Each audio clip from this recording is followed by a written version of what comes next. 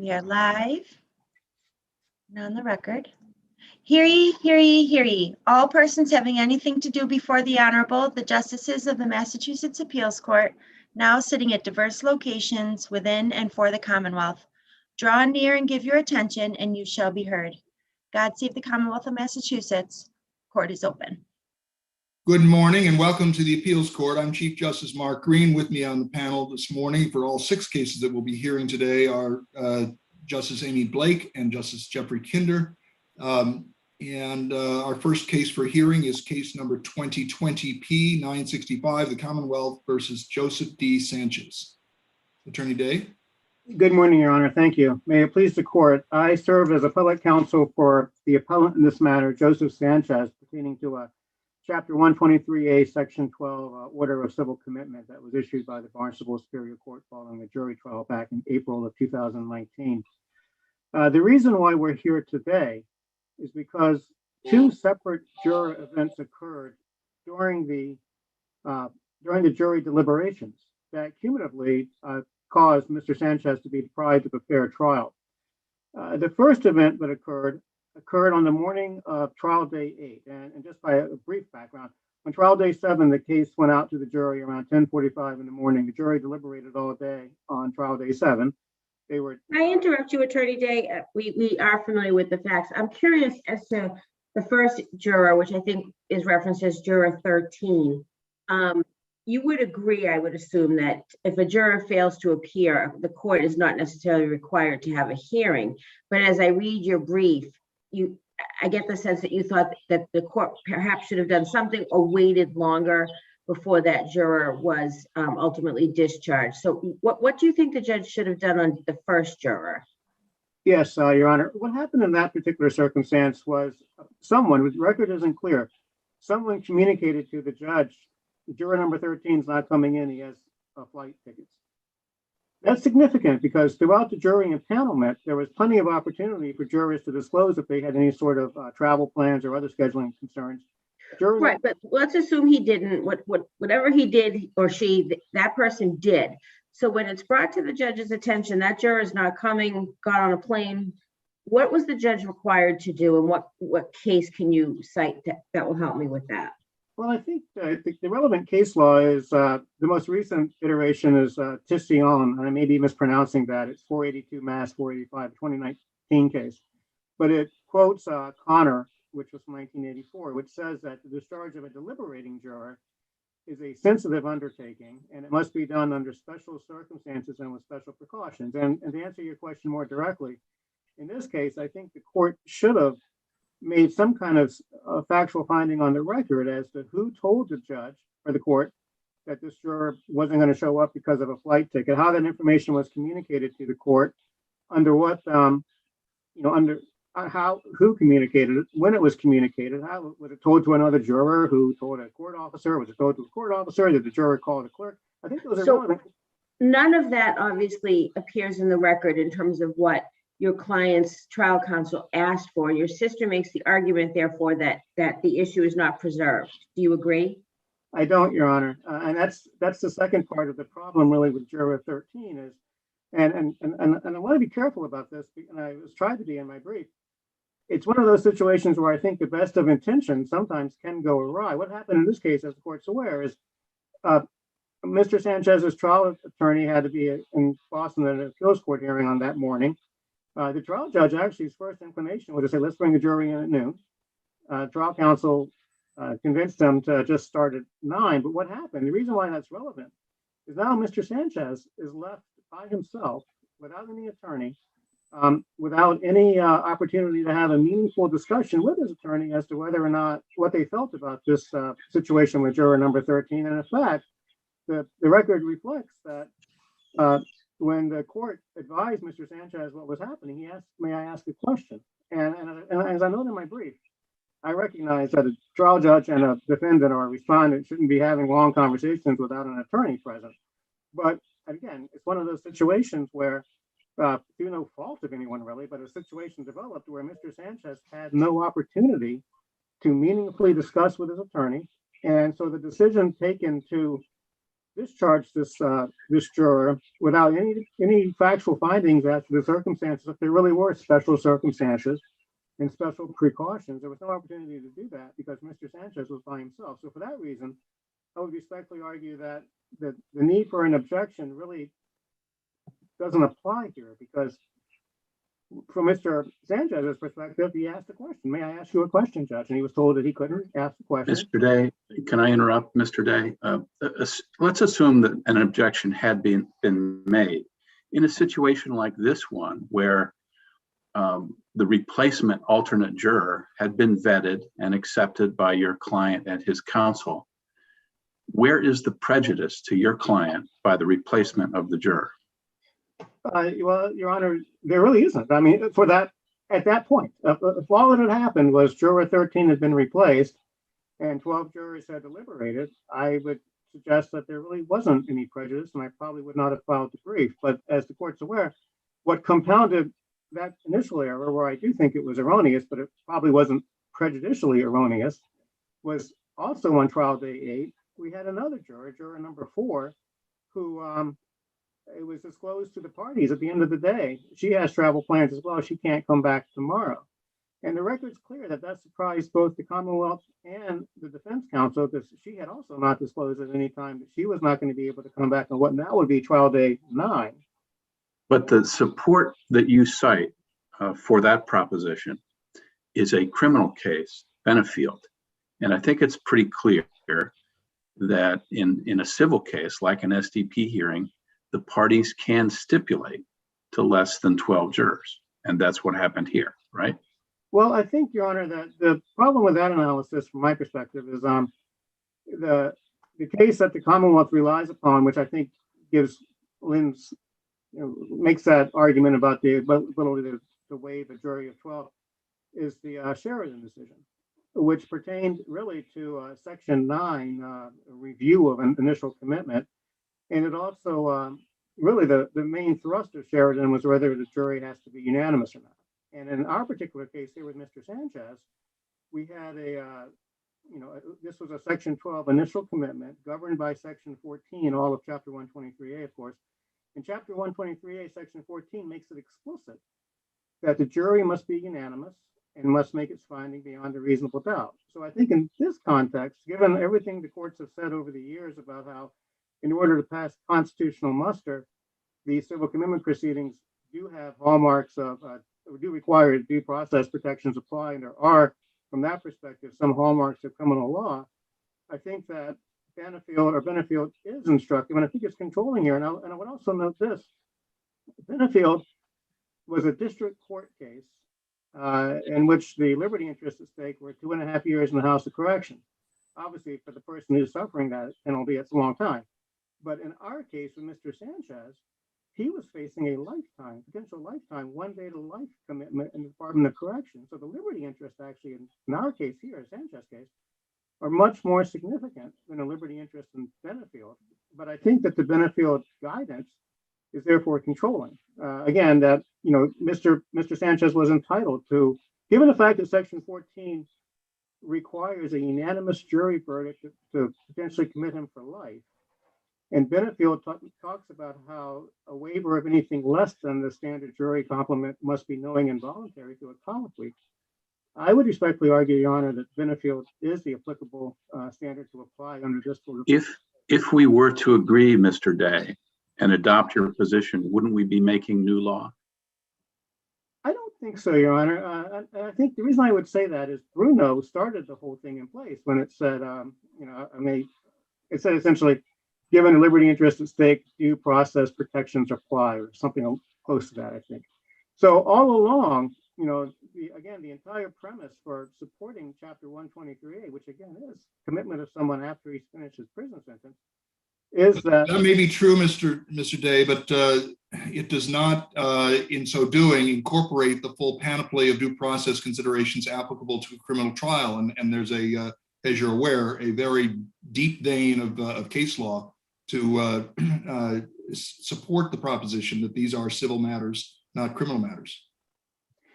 I agree, Your Honor, and I wouldn't make that argument, and I don't think, frankly, respectfully, I don't think I did in my brief. But But I do think that the constitutional protections that do apply, including a right to a unanimous jury that has to find the person dangerous beyond a reasonable doubt. And I think that's what Mr. Sanchez was deprived Well, of. but there's a difference between unanimity and unanimity of a jury of 12. And you know, back to Judge Kinder's question, I'm not aware of any case that has held that the right to a jury of 12 applicable to a criminal trial applies to this civil proceeding.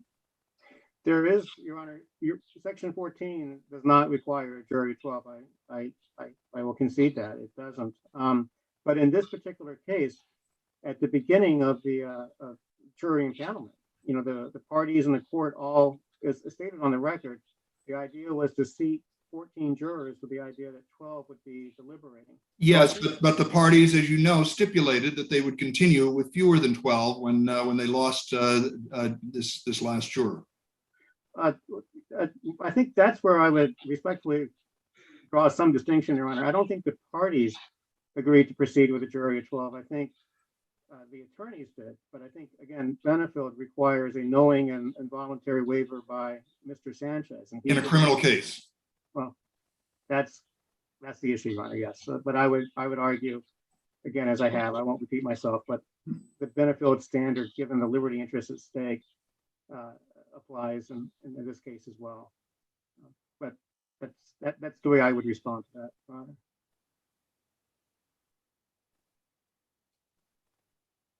And Your Honor, again, I think, again, the circumstances that are relevant here are twofold. One is that, again, as I won't repeat myself with regard to the second juror, the juror number 4, my position is that the Benefield standard applies. But again, I don't want to understate the dismissal of juror number 13 under the circumstances in which Mr. Sanchez was by himself without a right or not without an opportunity to discuss the situation with his attorney. If juror number 4 had not been discharged, would your argument as to juror 13 have the same force? I don't think so, Your Honor, no, because there would have still been 12 jurors who would have been. I recognize, and I, you know, as I must, that there were 14 jurors who were selected who were agreeable to both sides. The problem is that as a result of these two things that happened on the 8th day of trial, the second day of jury deliberations, it ended up that there was less than a full complement of jurors who Mr. Sanchez was entitled, who were going to hear Mr. Sanchez's case and rule unanimously on. And again, I think, and a unanimous verdict, obviously of 11, does reduce the burden that the Commonwealth has as opposed to a unanimous verdict of 12. And so I think, and that's I think what's getting at the Benefield decision is that, again, there is some due process consideration. If you are going to go beneath the standard threshold or what the expectations were of the parties, then the defendant, or in this case the respondent, whose liberty interests are actually greater, is entitled to a knowing a colloquy to determine whether or not he is knowingly and voluntarily waiving his right to the full jury complement that all parties had intended to go forward with.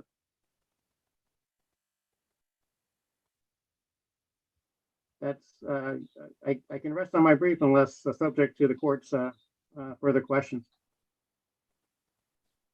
Seeing none, thank you very much. Thank you. We'll hear from Attorney Sweeney now for the Commonwealth. Good morning. May it please the court, Elizabeth Sweeney on behalf of the Commonwealth. The trial judge appropriately discharged juror 13 consistent with General Law Chapter 234A, Section 39, which was within the judge's discretion as established by Commonwealth v. Sanders. The juror did not show up in the morning of the 8th day of trial. The attorney had consulted with his client the day before in the court and explained that he was going to be at the appeals court that morning. And on the phone, defense counsel did not object when the juror was replaced with an alternate.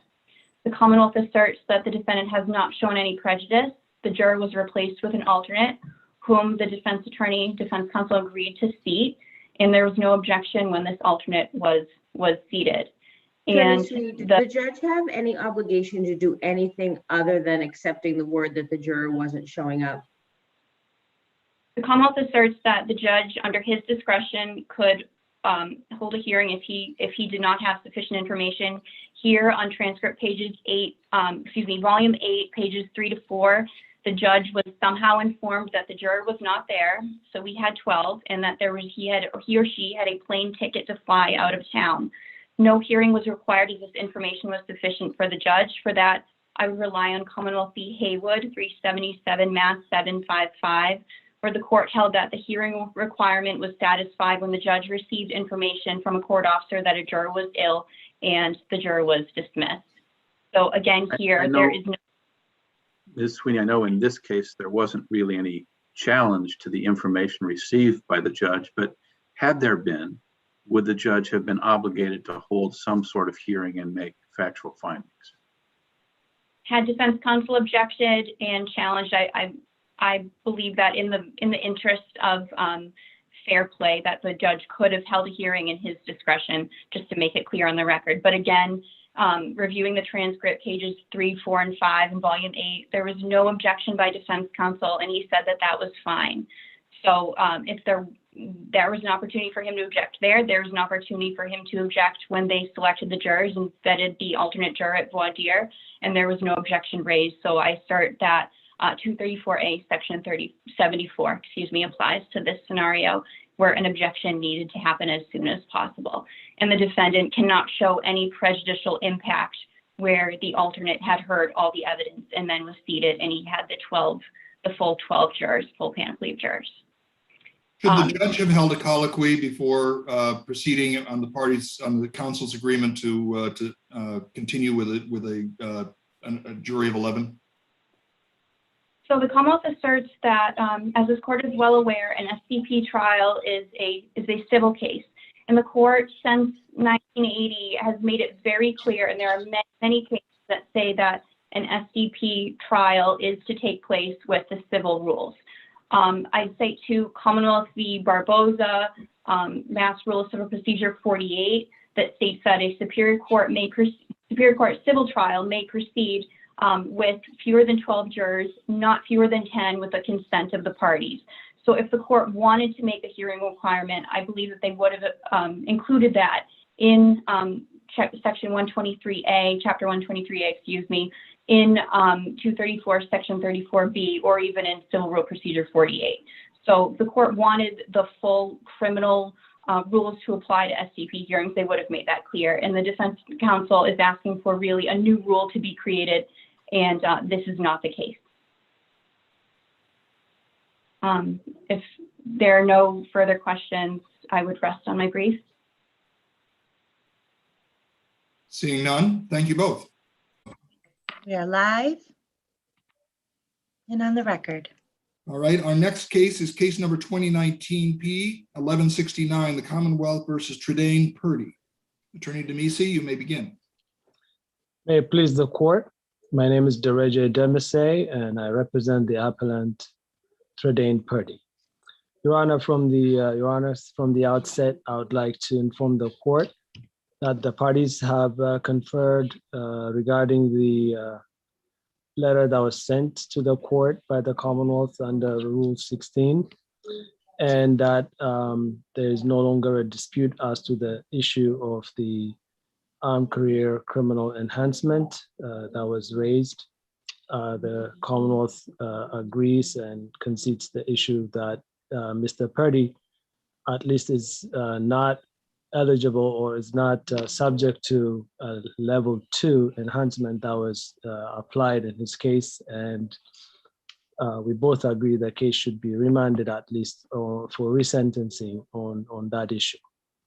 The other issue left in the case is whether or not on remand, Mr. Purdy is entitled to an arraignment and a separate plea on the charge of the enhancement. The argument is that at his original sentencing, Mr. Purdy did not receive a separate plea, separate arraignment, and a plea colloquy on the armed career criminal enhancement. He was— Do you have a case that says that he is required to be arraigned on a sentencing enhancement indictment? So I rely on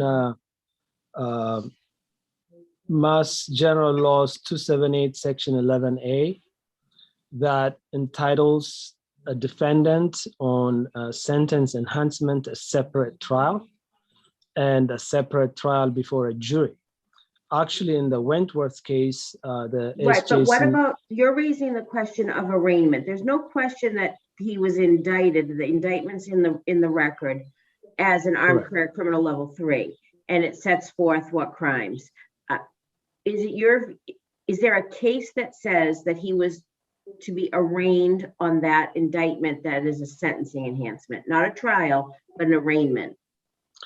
So Or would this be the first case to say that? it would be the first case, but I think what the case says is the person is required to be arraigned on a charge.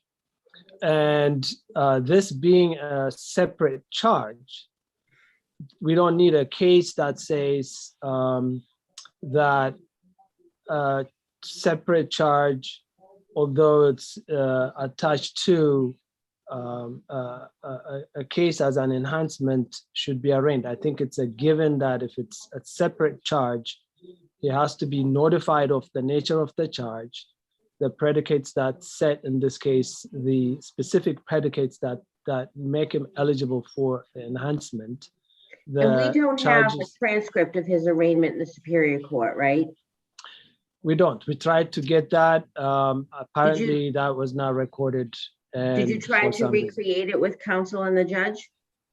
I tried to recreate it with the defense lawyer who filed an affidavit, specifically stating that he recalls it was not arraigned, and the practice of the Superior Court is not to arraign, and the statute requires the court not to arraign the person until after the person is convicted of the underlying case. So procedurally, can I just understand, after the judge took the plea on the 10 other indictments or whatever the number was, I'm sorry if I don't have the exact number. Yes. The judge was then required to arraign him on the sentencing enhancement indictment and then conduct a colloquy as to whether it was going to be a bench trial or a jury trial, and then have a trial, all on the immediate heels, if you will, of taking his plea. Correct. Once the person is convicted, then he becomes eligible for the enhancement. The enhancement does not kick in before the conviction. It becomes a live issue only after the conviction. Once that conviction is done, then the person would waive a jury trial per the agreement with the government, obviously, that the defendant already negotiated, would waive the jury trial, would be informed of the rights that he has, such as to contest the identification of the person who was convicted. He agrees that is the person, he is the person who was convicted. He would agree that that predicate applies to enhance the penalty, and waives any argument that it doesn't. And basically, the judge would ascertain that it's a knowing and voluntary waiver of a jury trial, because right to a jury trial, because the defendant has a right to a jury trial on the enhancement. The statute 278 section 11A talks about habitual offenders, but the SJC in the Wentworth case cited to the same statute as applicable to the Armed Career Criminal Act. And in fact, the court said the Massachusetts law is different from federal law, and Massachusetts law does not trigger the Sixth Amendment issue that is apparent in federal proceedings. So they distinguish the federal procedure in terms of the application of the Armed Career Criminal Act by citing to the specific statute. And Judge Cipher, I think, wrote the opinion, and she went at great length reasoning that because Massachusetts provides a right to a jury trial on the armed career enhancement under 278 section 11A, some of the concerns on the federal side do not apply here. That is just a way to explain to the court that the jury trial right is something the defendant has to be informed of and waive before a sentence is enhanced. Mr. Damasi, can I ask you a slightly different question? Sorry to interrupt. No. As I understood your argument with respect to the need for an arraignment, it relied heavily on a requirement that your client be notified of his exposure as an armed career criminal, which I understood at the point of trial, assuming he didn't understand his exposure. At this point in the proceedings, when we're talking about remanding the case, it seems to me that there is no real notice argument because clearly your client is aware of his exposure. And if what he's intending to do is follow through with a negotiated plea agreement on remand, then although an arraignment is an important phase in any case, it strikes me what we're talking about is a fairly ministerial act on remand. So I'm not sure if a charge was never arraigned,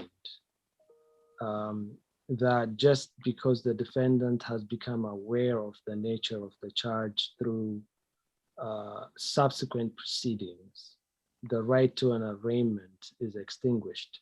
Let me come at the same point in a slightly different fashion, because as the Commonwealth points out in their brief, the defendant raised this claim for the first time in a motion for reconsideration after the denial of the motion for new trial.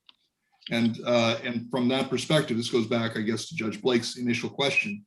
It seems to me that we should be reviewing, even if we accept your theory that he's entitled to be arraigned separately, we're reviewing the error here for substantial risk of a miscarriage of justice. And in that vein, his awareness comes into play. If it's merely a ministerial procedural requirement without practical consequence in these circumstances, then there is no significant concern that justice will miscarry. All right, so I'm going to reply in two ways. First of all, I would argue there's no waiver because if you look at the docket entry, the defendant filed his first motion to vacate the sentence on April 30th, 2018. He filed his supplemental memorandum raising the arraignment issue on July 2nd, 2018. The Commonwealth did not respond to the motion until November 9, 2018. And the judge ruled on both the original motion and the supplemental motion together. They were designated as paper 27 and 28 in the docket on November 14th. So in the supplemental memo that was filed on July 2nd, he did raise the arraignment issue. And that was considered as by the judge in the original as a supplemental memo to the original motion. So there was no waiver issue here. The only thing that's waived is the Commonwealth never raised the waiver issue below. There were subsequent motions to reconsider, and basically they added additional information and additional evidence supporting the fact that he was not arraigned. The subsequent motion included an affidavit from the defendant's lawyer who was present at the arraignment, and that subsequently got denied, did not raise additional issue. So if you look at, there were a series of motions, but if you look at the docket, paper 27 and 28, both were filed prior to the Commonwealth responding to the motion for the first time on November 9th, and prior to the judge ruling on the issue on November 14th. And on November 14th, she denied both 27 and 28 separately. So I would argue there is no waiver. And number two, the only remaining charge now for ACC is the, and the Commonwealth concedes this, is The drug offense. Drug possession with intent to distribute. Whether that applies or not is going to be an issue. I am aware of one case that says, even though the case is in district court, the fact that the statute carries a 10-year sentence that makes it a predicate that qualifies under ACCA. There's an argument that the defendant is entitled to raise whether that is actually a valid conviction for ACCA purposes.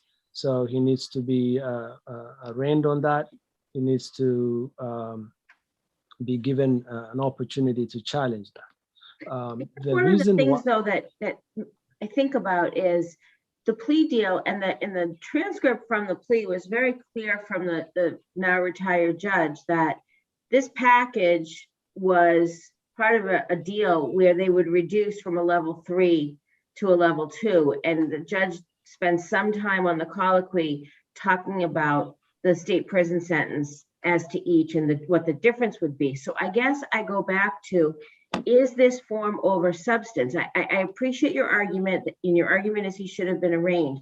But as a practical matter, he's negotiating a deal for far less state prison time if the level 2 sticks.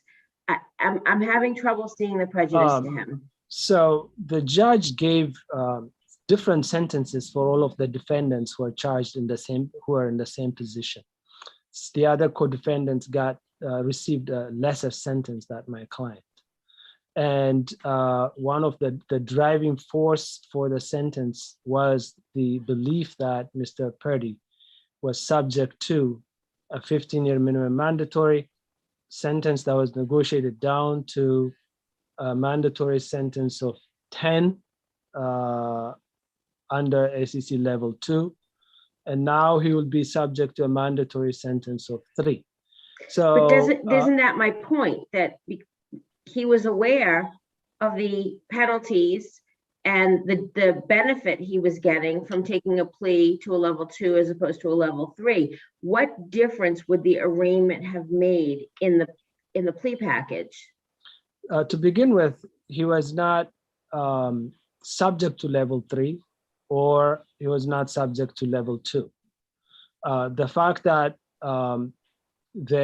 what difference did it make in terms of the overall plea deal? It drove the bottom line. The lack of an arraignment. The lack of an arraignment prevented the defendant from examining each predicate the government was relying upon. They were presented as a sort of a litany of cases. It would have forced the defendant to confront, to have a meaningful discussion with the lawyer to see if they're actually a predicate offenses or not. And I see that my time has expired. And thank you, the court, for listening to my argument. Thank you, Attorney DeMasi. Attorney Sherman for the Commonwealth. Good morning, and may it please the court, Catherine Sherman on behalf of the Commonwealth. Beginning with the Armed Career Criminal Enhancements, thank you for accepting my letter under 16L, the Commonwealth. Surprise, Attorney Sherman, I actually just asked my staff to email to me. For some reason, it didn't get to us. But I appreciate, I note that you filed it on April 23rd and put that issue to bed. So I thank you for that. I'm sorry if at least I look surprised by that. No, and I'm happy to answer any questions about it, but ultimately the SJC decision, Ashford in December, we concede that this defendant only qualifies based on the record before the court as an armed career criminal level 1. And the Commonwealth asks that he be remanded for resentencing on count 8, which is the indictment that the armed career criminal sentencing enhancement is a part of.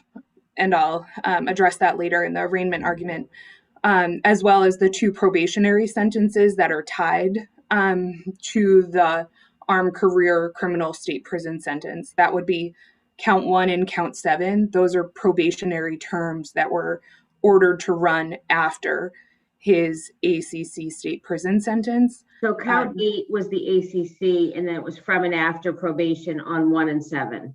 On count 1 and count 7, yes, that's Okay. correct.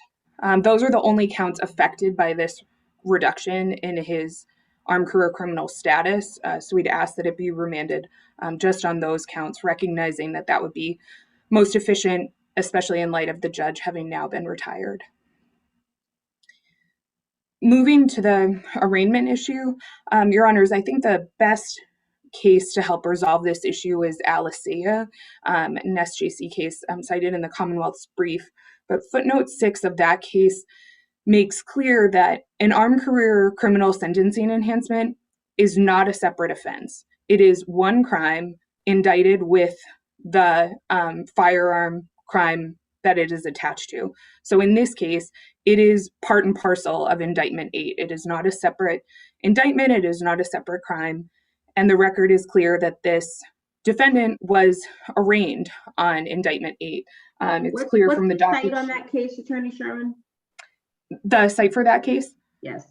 That's 466 Mass 228, and it's footnote 6, as well as 230 to 231 address this. Mr. Sherman, I understand why you might not want to agree with the defendant's position with respect to arraignment. But as a practical matter in this case, does it affect one way or another the negotiated plea? No, I think actually the plea colloquy in this case makes clear that this defendant had all of the procedural protections to which he was entitled by an arraignment when he was being, when he pleaded guilty to all of these charges, including the attached sentencing enhancement. The indictment lists the 5 predicate offenses for which the defendant was indicted as an armed career criminal. He had sufficient notice of all of those convictions that were serving as predicates. He clearly had counsel. He was represented by counsel, and he was entering a plea of guilty at the time of the plea. So the mechanics of an arraignment wouldn't make sense in this context of a negotiated plea of guilty, part of which has been a reduction in the armed career criminal sentencing enhancement as part of the plea negotiations. Similarly, so is your view that what would be accomplished on remand is simply a new sentencing hearing on counts 1, 7, and 8? Yes, that's correct. Because the Commonwealth's position is that he was properly arraigned on the sentencing enhancement. Because it is not a separate indictment, it is not a separate charge, it is part of indictment 8, which the record that we have clearly reflects he was. Is your brother right that as a matter of mechanics, it was after the conviction of the underlying offense that the defendant is then eligible, if you will, for an ACC enhancement, and therefore a separate proceeding, at least to put him on notice, was required? In the context of a trial, I think that separate proceeding makes much more sense. Because the jury wouldn't know that correct. He was right. And in that way, it's more akin to an OUI second, for example, where the trial proceeds on the underlying facts and the subsequent offense, which is part and parcel of the OUI charge in that example, is tried separately afterwards. That's really the mechanics of the armed career criminal sentencing enhancement after trial. However, as the record reflects on this plea colloquy, the sentencing enhancement was thoroughly embedded in all of the plea negotiations and the context in which this defendant was pleading guilty. There is absolutely no indication that he was unaware of the penalties he was facing or the predicate offenses that underlie the ACC sentencing enhancement.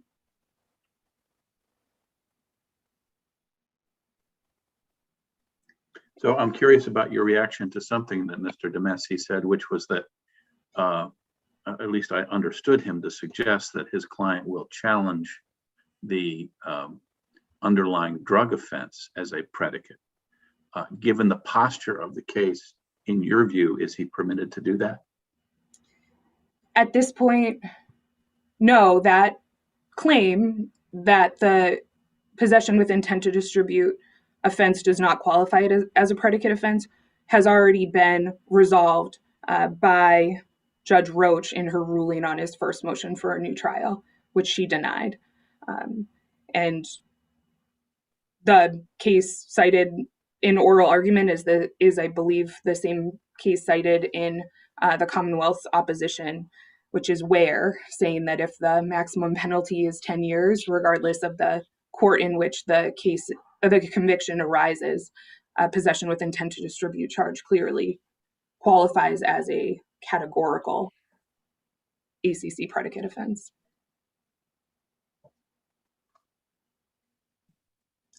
And if there are no further questions, the Commonwealth will rest. Seeing none, thank you. Thank you both. Live stream. This case, of course, like all of our cases, is open to the public. And you will let me, when she lets me know that we are live, I will call the case. Does either of you have any questions for me? Yeah. Okay. You're live. And on Okay. the record. Our next case on for hearing this morning is case number 2020P26. The Commonwealth versus a juvenile. This case is partially impounded. I'll just remind counsel not to refer to any of the impounded material. Attorney Burbine for the Commonwealth, this is your case. You may begin your argument. Thank you, Your Honor. May it please the court, Carolyn Burbine for the Commonwealth. This is our appeal from the juvenile court judge's finding at the transfer hearing. The probable cause did not exist to believe the juvenile committed 2 counts of rape and abuse of a child aggravated by an age difference. It's our position the judge did not apply the proper standard of review. Attorney Burbine, we are aware that there are 2 other cases, and I believe that you were prosecutor for both. Was it the same judge in all 3 cases? Yes, Your Honor, it's the same judge. Yes. So it's our position that the minimum quantum of evidence to find PC is similar to a judge's ruling on a directed verdict at trial. And the directed verdict rule says a judge should review the proceedings as if it were a trial and find PC if the Commonwealth presented sufficient evidence to send the case to the jury. And then that takes us to evidence is sufficient to go to a jury, and a motion for required finding is properly denied if the evidence in the light most favorable to the Commonwealth would permit a rational jury to find each essential element of the crime beyond a reasonable doubt. So are you saying it's a Lattimore standard? Yes, Your Honor, it's similar. It's akin to it, yes. Isn't this more like a probable cause hearing, although I know they don't happen a lot, in the district court to determine whether the case is going to be brought in the Superior Court, or a grand jury presentment to determine sort of whether there's enough to go forward? If that is what it's akin to, Lattimore standards seems like something different, even though it's using the same words like directed verdict. They do seem different to me. Well, we're analogizing it to Myers, which is what the old Section 61 cases, which preceded this 72A used. And in Myers, it says that the only time that you would deviate from the footnote 12, we're relying to fight the idea that the judge should be able to make a credibility determination. We're using the Blitzman and King judges training module, and we're using Commonwealth versus Mary, which I did make an error in my brief. I should have had a C cite to Mary. Mary does not deal with transfer hearings. So the quote on page 36, I couldn't find that in the case. That's because that was my error. It should have been a C cite to Mary. It's Blitzman and King does adopt. It does a C cite to that too, but it's our argument it's not open for the judge at a transfer hearing to weigh the credibility or weight of the evidence in the directed verdict analysis. That's the function of the jury. And I would point to footnote 12 in Myers, which says the only time you deviate from the premise that credibility is for the jury and the judge is not supposed to resolve testimonial conflicts is on rare occasions when a witness's testimony is so weak or so contradicted by sufficiently clear facts that the judge would have that power. So we're not saying that there's no credibility determination whatsoever. But I we're know saying that the judge didn't make those findings in this case, Ms. Burbine, but how do we know that he didn't come to that conclusion? Well, she said the way she made her statement was our prosecutor actually made this argument that it's akin to Lattimore, and he adopted this language from the Blitzman and King module.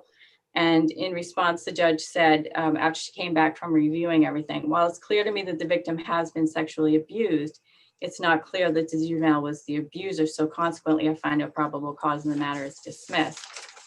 I would, just viewing the evidence and the corroboration that we were able to produce, our argument is that the judge did not, she had to have assessed credibility in the jury type function to have reached the conclusion that she did.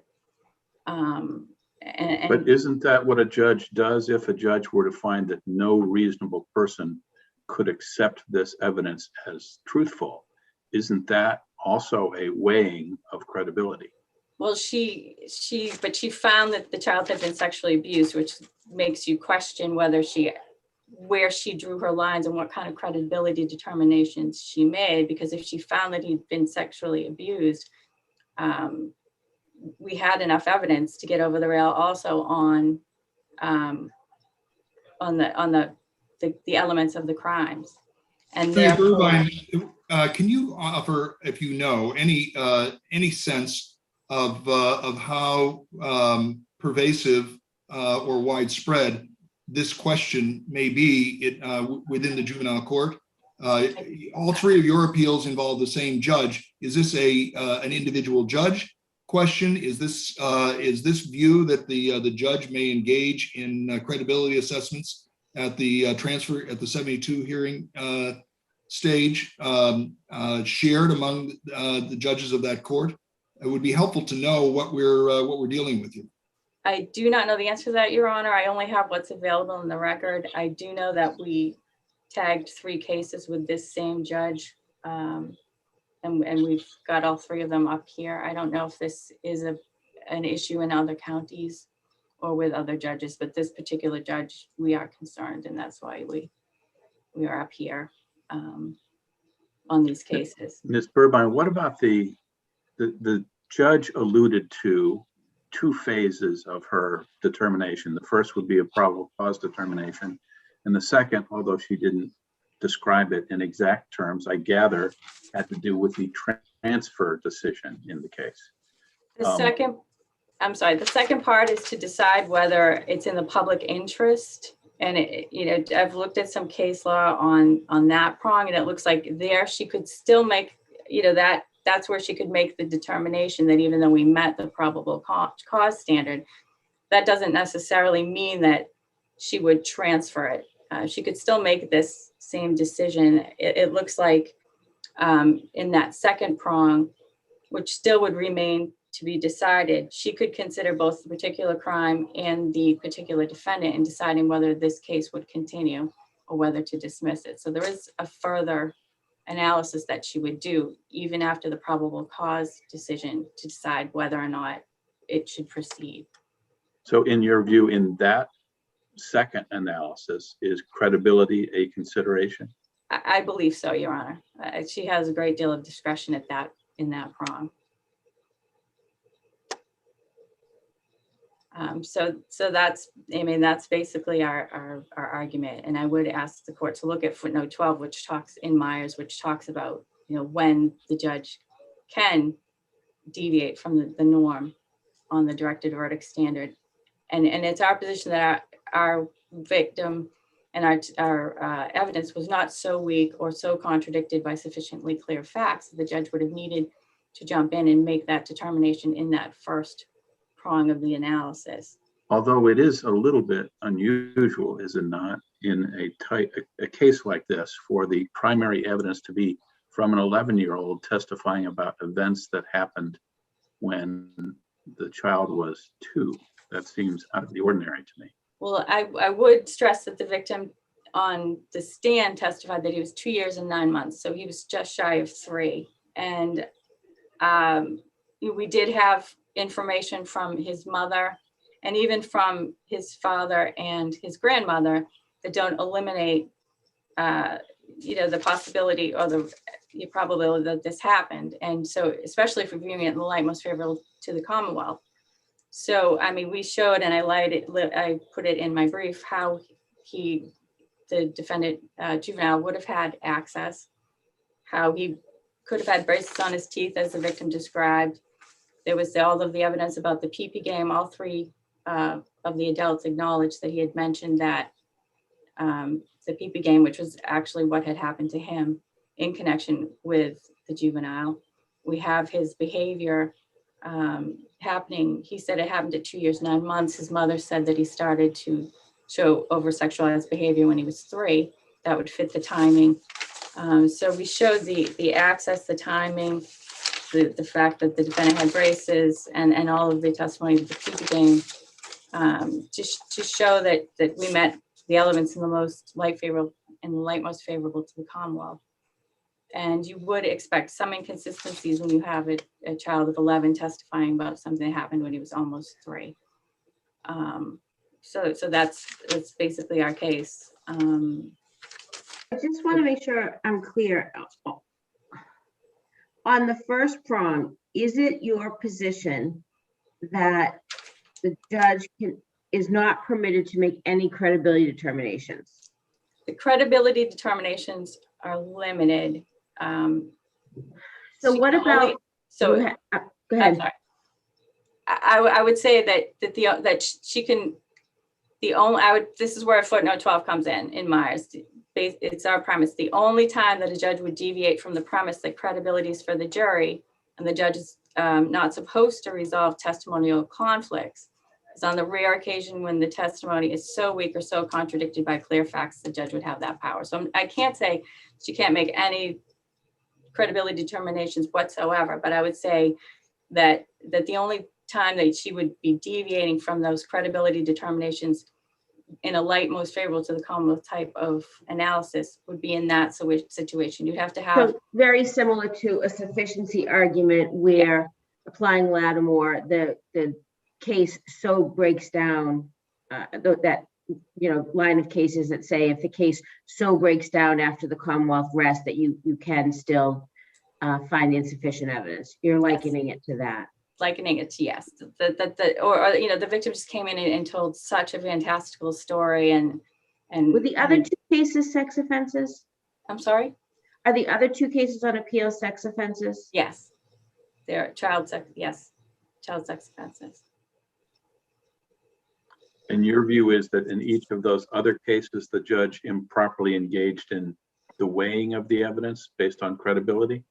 Yes, in both cases of the other cases, she found no probable cause and dismissed. She never got to the second prong. They were sexual assault cases, and it was the same. We would argue it was the same type of error. I take it here that the jeopardy has not attached. Yes, jeopardy has not attached. No, she dismissed it at the probable cause stage, and I would argue that we could. I would ask that you find probable cause and remand it, and then she could move on to the second prong in this case and decide where to come down on it at that juncture. But yes, all 3 cases, same judge, same type of analysis, and she cut them off at the probable cause stage. And do you know, Ms. Burbine, whether or not that bifurcating, if I can use that word, of the 2 prongs is a matter of routine in these types of transfer hearings? As far as I can tell, at least from these 3 cases, it looks like you make the probable cause determination, and then you move on. I find probable cause, you move on to the second prong, and you decide whether it's in the public interest to pursue it at all. Does it merit continuing, or should it end here in the juvenile court?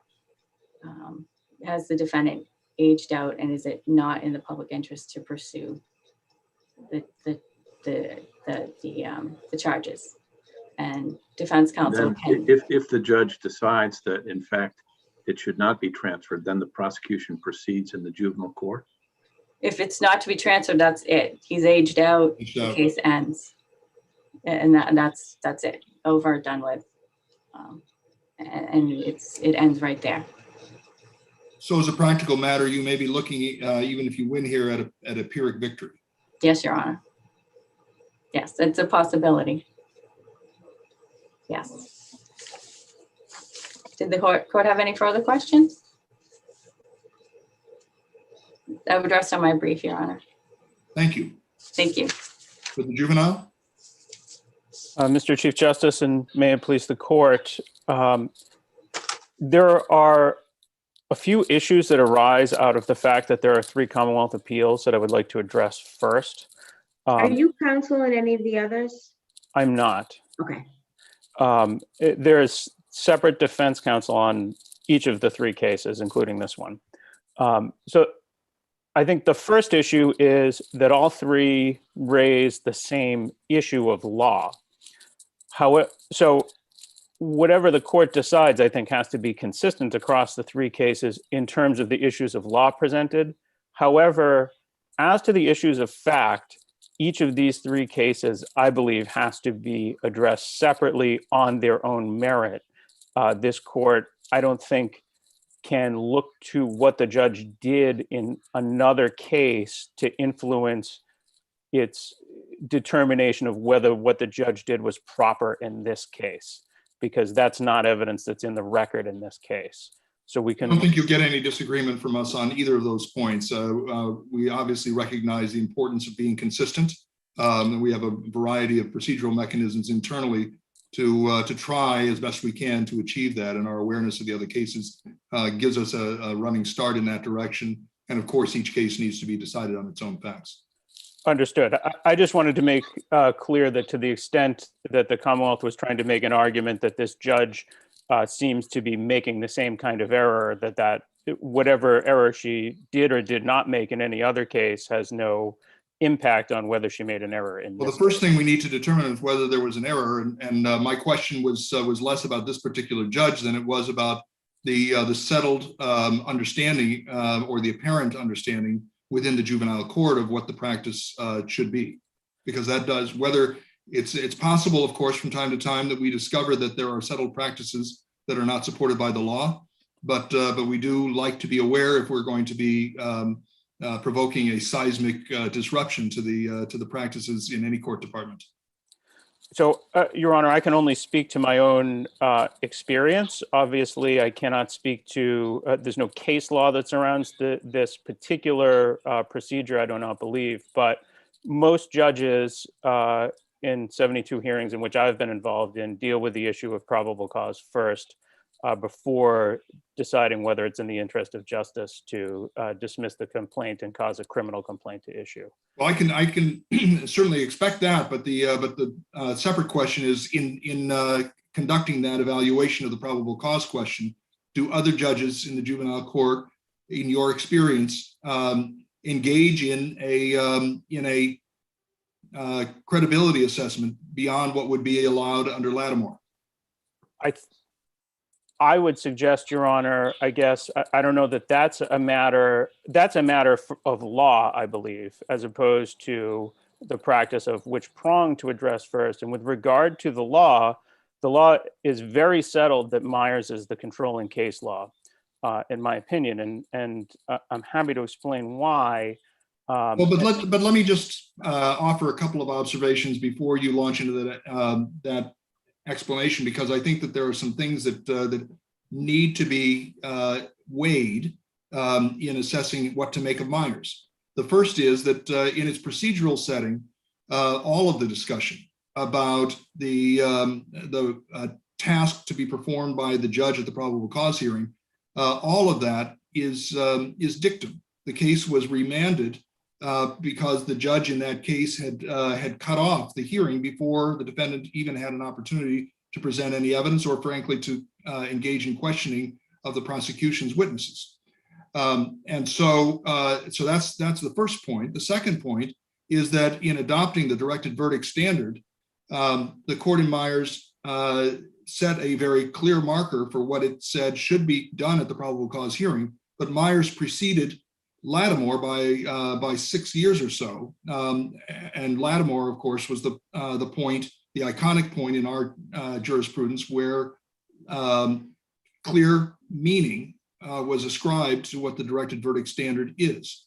So with that as background, I'm happy to hear you. There's been relatively little discussion of Myers in appellate cases in recent times, post-Lattimore, in fact. And such discussion as there has been, so far as I can tell, has not repeated or endorsed any thought that a probable cause hearing judge has the latitude to engage in credibility assessments.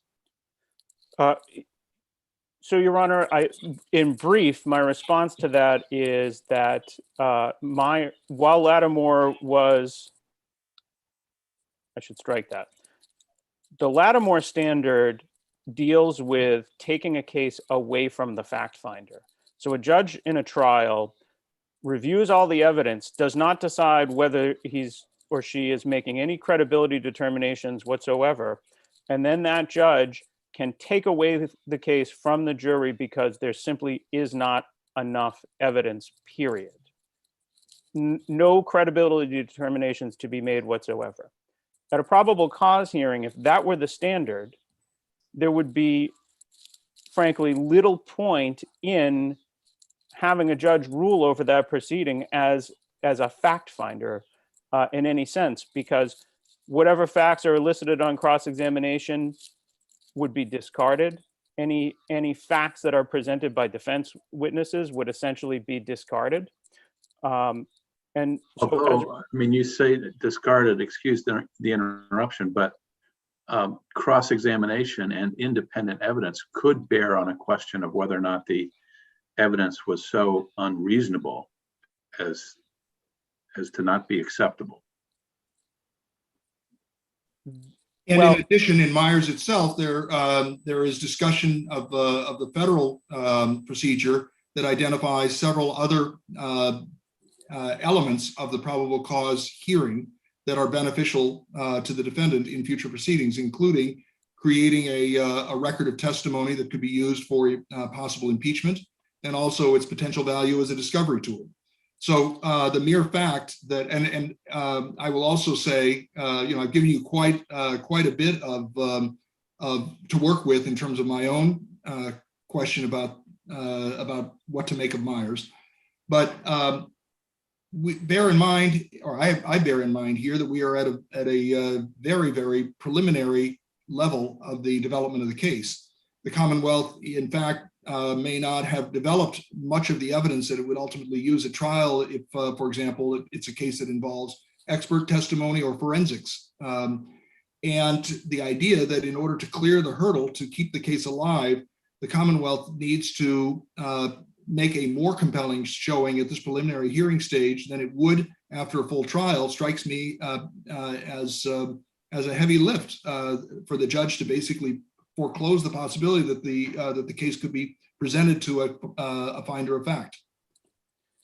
That may be, Your Honor, but I point your honors to the specific language, and this is at page 853 of Myers. In some cases, the evidence introduced in behalf of the defendant will do no more than raise a conflict, which can best be reserved by a jury at the actual trial where the Commonwealth must prove the defendant's guilt beyond a reasonable doubt. But in other cases, the evidence elicited by defense counsel on cross-examination from the testimony of defense witnesses or from other evidence may lead the examining magistrate to disbelieve the prosecution's witness and discharge the defendant for lack of probable cause. And that's right. If the defense can establish, for example, that the defendant was incarcerated at the time of the offense and therefore was literally unable to have been at the time and place that the offense occurred, that's an example. But those cases, as footnote 12 observes, are really the rare exceptions. And I think rare exception is what footnote 12, I'm quoting from memory here, but something along those lines. It is indeed a very, very rare occasion when the judge would take away from the finder of fact a question of credibility. Well, first, Your Honor, the footnote is a footnote to the sentence that I just read. Secondly, the footnote is a quote from the model code and not necessarily a statement of law. And but all of this is dictum. all of this is dictum, and it precedes Lattimore, which was a much more refined statement of what quantum of evidence and what standard we are to apply in reviewing the strength of the Commonwealth's case before taking it away from a fact finder. All I can say, Your Honor, is that Myers has been repeatedly affirmed in subsequent precedent, and I'm looking at a juvenile versus the Commonwealth, which is a 1978 case, 375 Mass 104, Commonwealth versus Nanny, which is in the brief. Eula Yu describing these hearings as serving the same function as a bind over. But in any of those cases, can you point me to language where the discussion of the Myers probable cause or bind over question, where there was an endorsement of the judge engaging in credibility assessments of the witnesses? I think I can answer your question in the reverse.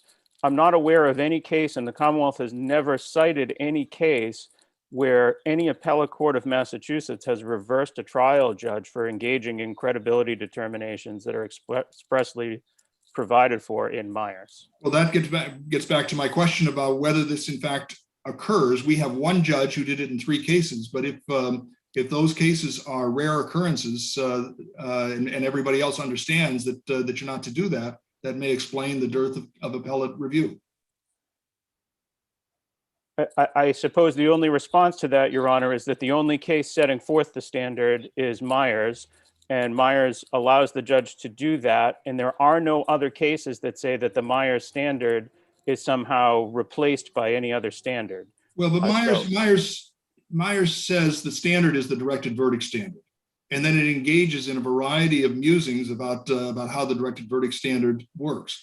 We have subsequently developed a great deal of jurisprudence around what the directed verdict standard is. And even in those musings, as I've described them, the court was careful to point out that it ordinarily would be a rare exception for the judge to engage in those kinds of credibility determinations. The only further response I have, Your Honor, is to the I know Your Honor has described Myers as dicta. However, this is the case that has adopted the directed verdict rule. So in the case that the Supreme Judicial Court has adopted the directed verdict rule, it then goes on to explain what that directed verdict rule means and how it is to be applied. And so certainly the adoption of the directed verdict rule is a holding of Myers. There's no way around that. But in terms of providing prescriptive guidance for how things might apply on different sets of facts, it's hard for me to say that that is binding authority in a free-floating fashion that somehow overtakes all of the other settled jurisprudence about what the directed verdict means when applied to actual factual circumstances. Well, Your Honor, again, a further response to that is that although it uses the words directed verdict and then defines what that standard means to include allowing the judge to base its finding based on a minimum quantity of credible evidence, that the mere fact that a later case from the Supreme Judicial Court in a different context describes what a directed verdict means in the context of a trial does nothing to overrule Myers or any of the precedent that is set within that case. And if the description of those credibility determinations were mere dicta, then we'd have nothing but simply a rule that said we're adopting a directed verdict rule with no explication of what that rule is. That would be a meaningless rule. So it is a holding of the case, and it is a necessary holding of the case. Myers doesn't mean anything if it doesn't mean that the judges can engage in the credibility determinations that Myers expressly provides for repeatedly throughout the case. I mean, when we read through Myers, it's constantly reminding us that the judge has credibility determinations to be made, even to the point of suggesting that the judge is not bound to accept evidence that is uncontradicted. And to the extent that the judge does not need to accept evidence that's uncontradicted, then a judge can find no probable cause based on finding that the evidence is not credible. And again, that's exactly what happened in this case. The judge found that that it was not credible that this juvenile had committed the crime, even though the judge had found that it was credible that there had been some kind of abuse. I see that my time is expiring, so if there are no other questions, I would rest on my brief. Well, we have lots and lots of questions, but I think we've covered the ground about as well as we can for purposes of this hearing. I thank you both for a good presentation. We will be in recess for 15 minutes. Present the appellant, Mr. Doe.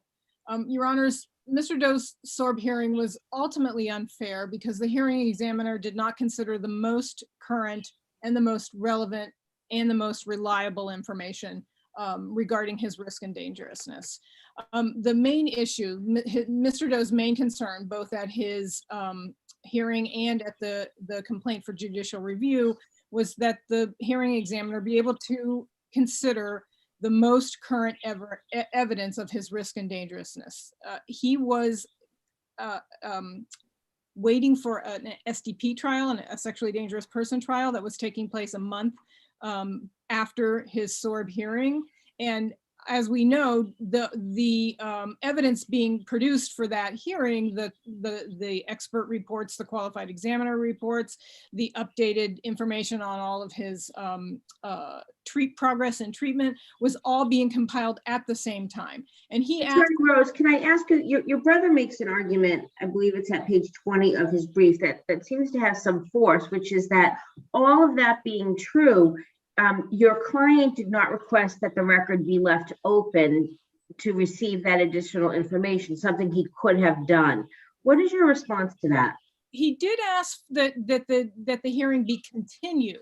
Yes, but once that was denied, didn't he have the opportunity to say, okay, the hearing's concluded as to today, please leave it open so I can supplement with the SDP information? He did not. He asked for it to be asked for the record to be left open for so he could submit his proposed findings and conclusions.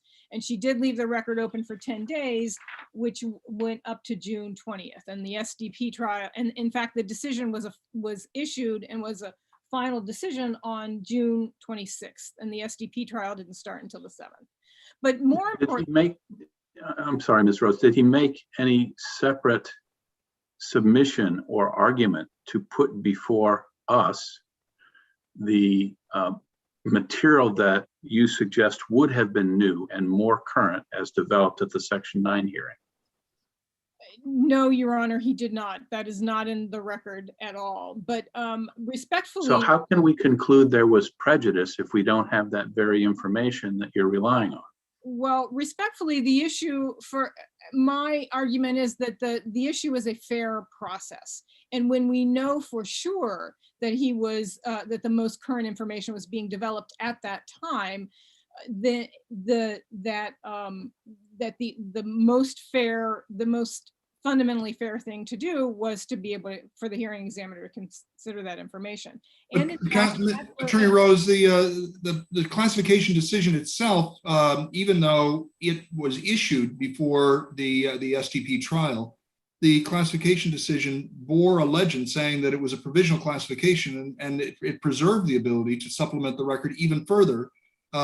Yet the petitioner chose not to do even that. So not only are we, as Judge Kinder observes, without a record to substantiate that it would have made any difference, but even as for the consideration of his rights in this case by the hearing examiner, he did not avail himself of the opportunity to supplement the record with this additional evidence. Well, Your Honor, in fact, the decision, if you read the provisional statement in the actual decision, what is provisional about it is the publication on the internet. It does, and it allows for supplementing the record up to 6 months before release. So this was not that case. This was the SDP trial was happening in a month, and in fact, the SORB didn't release the information about the final decision until Mr. Doe was released from the treatment center. But it was provisional in not the final decision. The decision was final when it was issued. No, I understand, but he would have been able to provide that information prior to his release to avoid the harm about internet dissemination, at least. Well, respectfully, Your Honor, the trial hadn't happened yet. The trial didn't happen until July 7th. So the SORB decision was issued on June 26th. So there wasn't anything to supplement yet, and his concern about jeopardizing what the evidence at the SDP trial by introducing something that might be harmful at the SORB hearing was still a live issue for him. And also, after in the complaint for judicial review, we knew for sure that Mr. Doe had then been determined not sexually dangerous. And at that point, again, Mr. Doe asked for a new hearing, asked the Superior Court for a new hearing. And at that point, for sure, we did know, in fact, that there was more information about his treatment progress, more information about his dangerousness and his risk of recidivism. And at that point, again, even though we didn't have the qualified examiner reports or the transcript of the SDP trial, we knew for sure that there was a change in circumstances. And did you move in the Superior Court to submit that additional material? He did not, and that is, again, that is not in the record. So back to Judge Kinder's point, I mean, it's a little hard to assess the claim of prejudice if at the points where he could have presented this material to someone where it would have made a difference, he declined to do that, and we don't have the material ourselves to weigh and assess its potential impact. It's a bit of an abstraction, isn't it? I understand, Your Honor. However, Mr. Doe wanted to testify at a SORB hearing and declined not to. And we don't know, in fact, what the evidence whether or not one of the experts who testified at the SDP trial would have testified at the hearing. And again, the point is a fair hearing. And not all SORB hearings are based only on documentary evidence. And without knowing what, and he had different attorneys. His SORB attorney and his SDP attorney were different. So there was nothing. That end, Attorney Rose, the standards are different in those two proceedings. So it's quite possible that he could have been found not SDP, but still found that he needed to register as a level 3 sex offender, right? Yes, Your Honor, absolutely. The standards are different, but our case law says the information is relevant. Understood. And the hearing examiner evaluated a great deal of documentary evidence that had been produced for previous SDP trials. But there was nothing inherent in the proceeding on the registry hearing that, or the classification hearing, that precluded him from presenting any evidence of any kind. It simply was a somewhat serendipitous background reality that he was in the process of developing other information for a different purpose. But that didn't mean that he was foreclosed from presenting anything that he had available to him at that time. It did not, Your Honor, but his point at the hearing and at the complaint for judicial review was he shouldn't have had to make that decision, that the rights at stake, there were liberty rights at stake in both cases, and it was a decision that an easily solvable problem. But not that easily, because they are required to hold a hearing within a short period of time prior to his release. Mm-hmm. Once he has the SDP trial, there is absolutely no control over the timing of his release, right? Yeah, my understanding is, yes, it takes a few days, but my understanding is once he's not SDP, then then he can be released as soon as. So that in fact, they were under an obligation to proceed based on the prospect, which in fact was realized in this case, that he could be released. In fact, he was released. Mm-hmm. I don't know what they could have done otherwise, other than to provide an opportunity to supplement the record. Well, again, I go back to the complaint for judicial review when, again, he asked in that complaint the same thing, to be able to to have a new hearing, based on his due process concerns, based on the fact that this very current relevant evidence wasn't considered, that these things were being developed contemporaneously, and the SORB hearing examiner didn't have a chance to evaluate the most current and most relevant evidence, which he did ask for again in the complaint for judicial review. And the SORB does have inherent authority to reopen any case to avoid an injustice. And that's what we suggest here, that this was simply unfair. If there are no questions on the fairness issue, I would like to briefly address the hearsay, the issue of the unreliable hearsay. Again, this PPG report, it was hearsay evidence. It was not substantial evidence yet, and in fact, on the document itself, it warns that this evidence, and this was generated again at the treatment center, and then this was an evaluative report that it said there was a warning that it's not a predictive tool, cannot be used to diagnose. And yet that's exactly what the hearing examiner did. She used this evidence. She said, I'm concerned about it. This means, to me, what this means is that age is not mitigating. And in fact, the authorities on which all of the SORB regulations rely, all of those authorities, which are empirically validated, say that age and time are robust predictors of risk and recidivism. And yet, however, wasn't Ms. Rose, there independent evidence beyond the PPG report that related to age as a mitigating factor, like the fact that he continued to offend as he aged?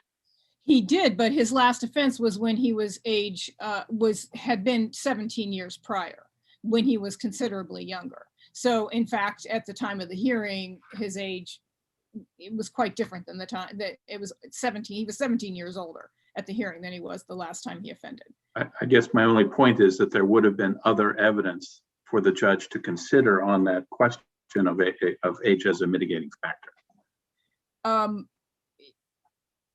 His age itself, in fact, in fact, at age 57, the empirical evidence, that underpin the regulations, essentially most offenders, the risk goes down considerably at age 50, and for even offenders, pedophiles, the risk goes down considerably at age 60. Wasn't there also evidence that he admitted that he had an attraction to young boys?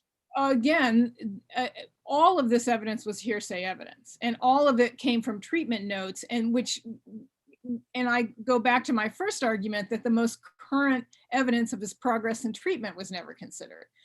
Again, which is why it was critical for the hearing examiner to hear the current SDP evidence. Simply, the issue of fairness, the fairness of the process here was Mr. Doe's, is our main concern here. If there are no other questions, we would ask for this court to remand for a new hearing for Mr. Doe, and I will rest on my brief. Thank you. Thank you. Attorney Doyle? You're gonna need to unmute yourself. Famous last words. I wish I had a nickel for every time I've said that over the past year. Yeah, I don't understand why I was muted. I never muted myself. But anyway, good morning. May it please the court, Thomas Doyle for the board. This is a situation, Your Honors, where there is a process laid out by statute and by appellate rulings, most notably the SJC in 7083, where a balance needs to be struck between the due process rights of these petitioners, plaintiffs, and the public safety concerns of the board.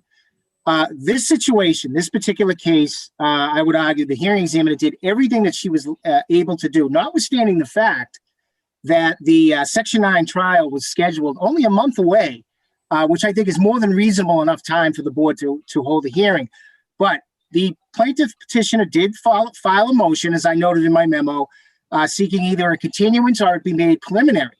And before the hearing even took place, the hearing examiner recognized that there was a potentiality that the petitioner could be found still to remain SDP. So she made it, as the SJC notes in 7083, a preliminary decision. The board has come to call it a provisional, where there would be no dissemination, and pursuant to 7083, it would be incumbent upon the petitioner, if he was found to be remaining SDP, to file a motion when he's that much closer to his release date to reopen the record for any fresh evidence, which he would be able to do, and also the board would be able to do. Now, the hearing examiner wrote the decision, and as you noted, Your Honor, it was dated, I believe, June 28th of 18, which was about 2 or 3 weeks before his SDP trial, but there was no dissemination, even though she found that he was a level 3. And that is because it was not a final agency decision. So since it was not a final agency decision, there was no dissemination. And then we proceeded to the SDP. It was found that he was not SDP and he was released. And as I said, the hearing examiner was prescient in this. She realized that he could either be released or found not SDP, then he'd be out in the community and there would be no dissemination of his sex offender information. It looks like the board went live about 9 days after he was released. I looked at the record. I did not see anything from the petitioner of this case asking that the record be reopened to allow any evidence, not even especially the qualified examiner's reports. And as far as the qualified examiner's reports, as you know, the SJC said in 10216, the hearing examiner is not even obligated to review them. And most recently in 11204, the appeals court said that that is still good case law from the SJC. They have not overruled that. Attorney Doyle, can I ask you a hypothetical, which is, let's assume that he was found non-SDP before the SORB hearing. What do the regulations say about how the hearing examiner is to treat that information? Is it a mitigating factor? Is it a discretionary factor? Well, as you know, Your Honor, they are two separate processes. I believe you said that earlier. And while as the case law does say, they follow kind of on the same track, they are two separate processes. And as you also stated earlier, they can be found to be a non-SDP, but still be found a level 3. If he had been found non-SDP before this, I think off the top of my head, I would say there would be a procedural issue where there obviously wouldn't be an issue of whether he was incarcerated or not. And you would think that by the time, now, if you're speaking, you said hypothetically, so not necessarily. I'm trying to figure out what impact a recent non-SDP finding would have if your regulations say anything, or if you are aware of any cases that say how the hearing examiner is to treat a non-SDP verdict. Right. Well, I think first I would say is under the board's factors, factor 5, which is a high-risk factor pursuant to the legislature. If somebody is found SDP, that goes to their risk and danger, making them a higher risk and a higher danger to reoffend. Once they're found not SDP, I don't think that calculates under any specific factor, except it could be maybe other useful information, and that would only be based upon perhaps some evidence that came in at the SDP trial, whether it would be QA reports or anything of that nature. But I don't think that the hearing examiner is, off the top of my head, I don't believe the hearing examiner is bound to take that into consideration. Obviously, I think any plaintiff would argue that, say, hey, look, this is mitigating, he's found SDP, but I just don't think it's yin and yang. Even though it's a high risk factor under factor 5, I'm not quite sure how much weight it would hold being found not SDP. As far as I was saying in the qualified examiner's reports, they could be relevant, but the bottom line here, Your Honor, is that is not in front of you. Those were never offered at the 30A or at this stage. So as the judge in the Superior Court noted, that would be purely speculative. So I do not believe there was any error in not granting the continuance, as the petitioner did not follow the procedures laid out by the SJC in 7083. As far as the PPG, obviously pursuant to the board's regulations in General Law Chapter 38, there are no rules of evidence in these proceedings. I think I noted in my brief that these are admissible in board hearings. The PPG is to be used and accepted as a tool for treatment, not for determining risk or danger. The hearing examiner in this specific case, she did not use the PPG for age as it relates to risk of reoffense. She was clear that she used factor 30, which states you get mitigation for age obviously, as you get older, up to the age of 50, when you hit the age of 50. But if you have child victims, which this petitioner plaintiff did, you don't get the most mitigating weight for age until you hit the age of 60. He was not yet 60 on the day of his hearing. And as one of you justices reminded us that he did continue to offend as he aged. The only other thing the hearing examiner mentioned about the PPG was that it showed a deviant sexual arousal to children just 6 months before. And I did note that deviance in this realm is a reference to inappropriate or illegal sexual misconduct, as stated by this court in a previous decision. The hearing examiner was clear to note the restrictions that should have been placed on any use of the PPG information, and she did that in a footnote, I believe, in her decision, and I cited that in my memorandum. I would like to discuss the discretionary ability of this court to remand for express findings of risk, danger, and efficacy of internet dissemination. Obviously, Mr. Doyle, I was curious about that section of your brief and whether or not that issue was really before us. Of a discretionary remand? I realize we have the ability to do that, but it's not an issue that has been raised by the petitioner, correct? I do believe they did waive it, Your Honor, and the only reason I brought it up was because it is discretionary, I think, without even argument from the other side. And as I noted in my brief, I think that the facts here show that the underlying facts are such that they clearly dictate that the appropriate classification has been reached. And I would note that the examiner did write in her decision at Record Appendix 2, page 659, that the risk and danger is such that a substantial public safety interest is served by active dissemination of the sex offender's information. I would argue, Judge, that you do not need to use your discretionary authority to remand this. I think it speaks for itself. He had 4 different child victims, extra familial, extra vulnerable, different ages. I mean, he sexually assaulted his last victim on the day he was released from prison. So I don't believe that a remand is necessary in that situation. Unless there are any questions, I would rest on my brief. Seeing none, thank you both. The case is submitted after I call the case. Thank you, Your Honor. Okay, and we are live and on the record. The next case on our list for hearing this morning is case number 2020 P1037. This is a case involving the termination of parental rights. The case is impounded, and I have reminded counsel to refrain from any references to the names of the participants or any other impounded material. Attorney Healy, you may begin. Thank you, Your Honor. Thank you, Your Honor. May it please the court, my name is Julia Healy, and I represent the appellant mother in this matter. Your Honors, this is a success story. My client admitted to abusing prescription drugs and using oxycodone prior to her child's birth, 4.5 years before trial. She told the hospital that and began treatment 6 days after her daughter's birth. Substance abuse treatment, screens, and counseling for her anxiety. Since then, in the 4.5 years of trial, my client never had a negative screen, and DCF and the providers never saw my client under the influence of alcohol or any other substance, and none of her providers had concerns regarding her misusing substances. DCF at the beginning of this case labeled my client as having a substance abuse disorder, ignoring the hard evidence from the neuropsychological evaluation that her medical conditions were actually caused by ADHD, anxiety, and PTSD.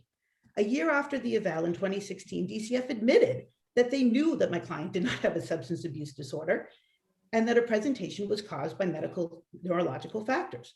But DCF's ongoing confirmation bias caused to continually blame my client's presentation on substance misuse. The court accepted DCF's confirmation bias and story of substance misuse and also ignored the hard evidence from the neurological evaluation and her providers that her anxiety, ADHD, and PTSD caused her presentation. The courts also ignored that these medical conditions never caused grievous shortcomings that caused abuse or neglect to the child. After the first removal at the baby's birth, my client had years of positive parenting time, including overnights and parenting in the community, and DCF did return the child 2 years later in 2017. DCF removed the child 4 months later due to presentation, which were caused by neurological issues as outlined in the neurological evaluation. That is the only indication of, and I'm using quotes, which I don't do lightly, abuse or neglect of this child. As your honors know from the briefs, the child woke up in the middle of the night. My client had placement of the child. My client correctly diagnosed her child as being sick. She, in the morning, called daycare, said, I'm not bringing her into daycare. She's sick. She called DCF, said, I'm not bringing her into daycare. She's sick. Called the doctor, made a doctor's appointment, went to the doctor's appointment, was late to the doctor's appointment, which, as we know from the neuro eval, is because of her anxiety and other issues. When she got there, a nurse at the pediatrician who did not know about her neurological symptoms or medical conditions took her presentation to be substance misuse, called DCF, called the police. DCF then, again, with their confirmation bias, assumed substance misuse. However, the police gave her field sobriety tests, which my client heard them say she passed. They would have allowed her to drive home, and they didn't put her in protective custody. DCF never asked for a screen. They said, oh, if you want to clear yourself, you can get a screen. My client got a screen the next day because everything was closed. It was so late at night, which was negative. And DCF remained steadfast in this theory of substance abuse and never returned my client. My client's action on the day of removal was that of a fit parent, not of somebody who misused substances. At trial, 4.5 years after the birth, the court largely ignored the uncontested evidence, mostly admitted by DCF, that my client was a fit parent. She had worked with her medication provider for 3 years who had no concerns. She was on medication for anxiety and ADHD and no longer needed medication for which she had been prescribed for panic attacks. She had been in therapy for 4 years, addressed her anxiety, developed coping skills, planned to continue therapy, and her therapist had no concerns. And it's worth noting that her therapist worked with clients who had substance abuse issues and did not have a concern that my client was misusing substances. Neither DCF nor her providers had ever seen her under the influence. None of her providers had any concerns. She completed Boston Fit, IHT, VNA, and the Positive Parenting Program, graduating or completing all of them. She completed 2 neuropsychological evaluations and a substance abuse evaluation. She took care of her medical care, her child's medical care, communicated with and brought her child to daycare.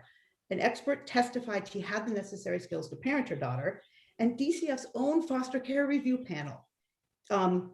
It's unclear if it's right before trial or during trial. There was a foster care review where they stated that my client had demonstrated behavioral changes necessary to alleviate any danger to a child and to alleviate the need for foster care. If you read through the record, it is clear that my client never had grievous shortcomings, no instance of abuse or neglect, and no evidence that she was misusing or abusing substances at trial. The only evidence of a possible shortcoming was prior to her birth with the misuse of substances that never affected the child, was stale and did not exist at trial.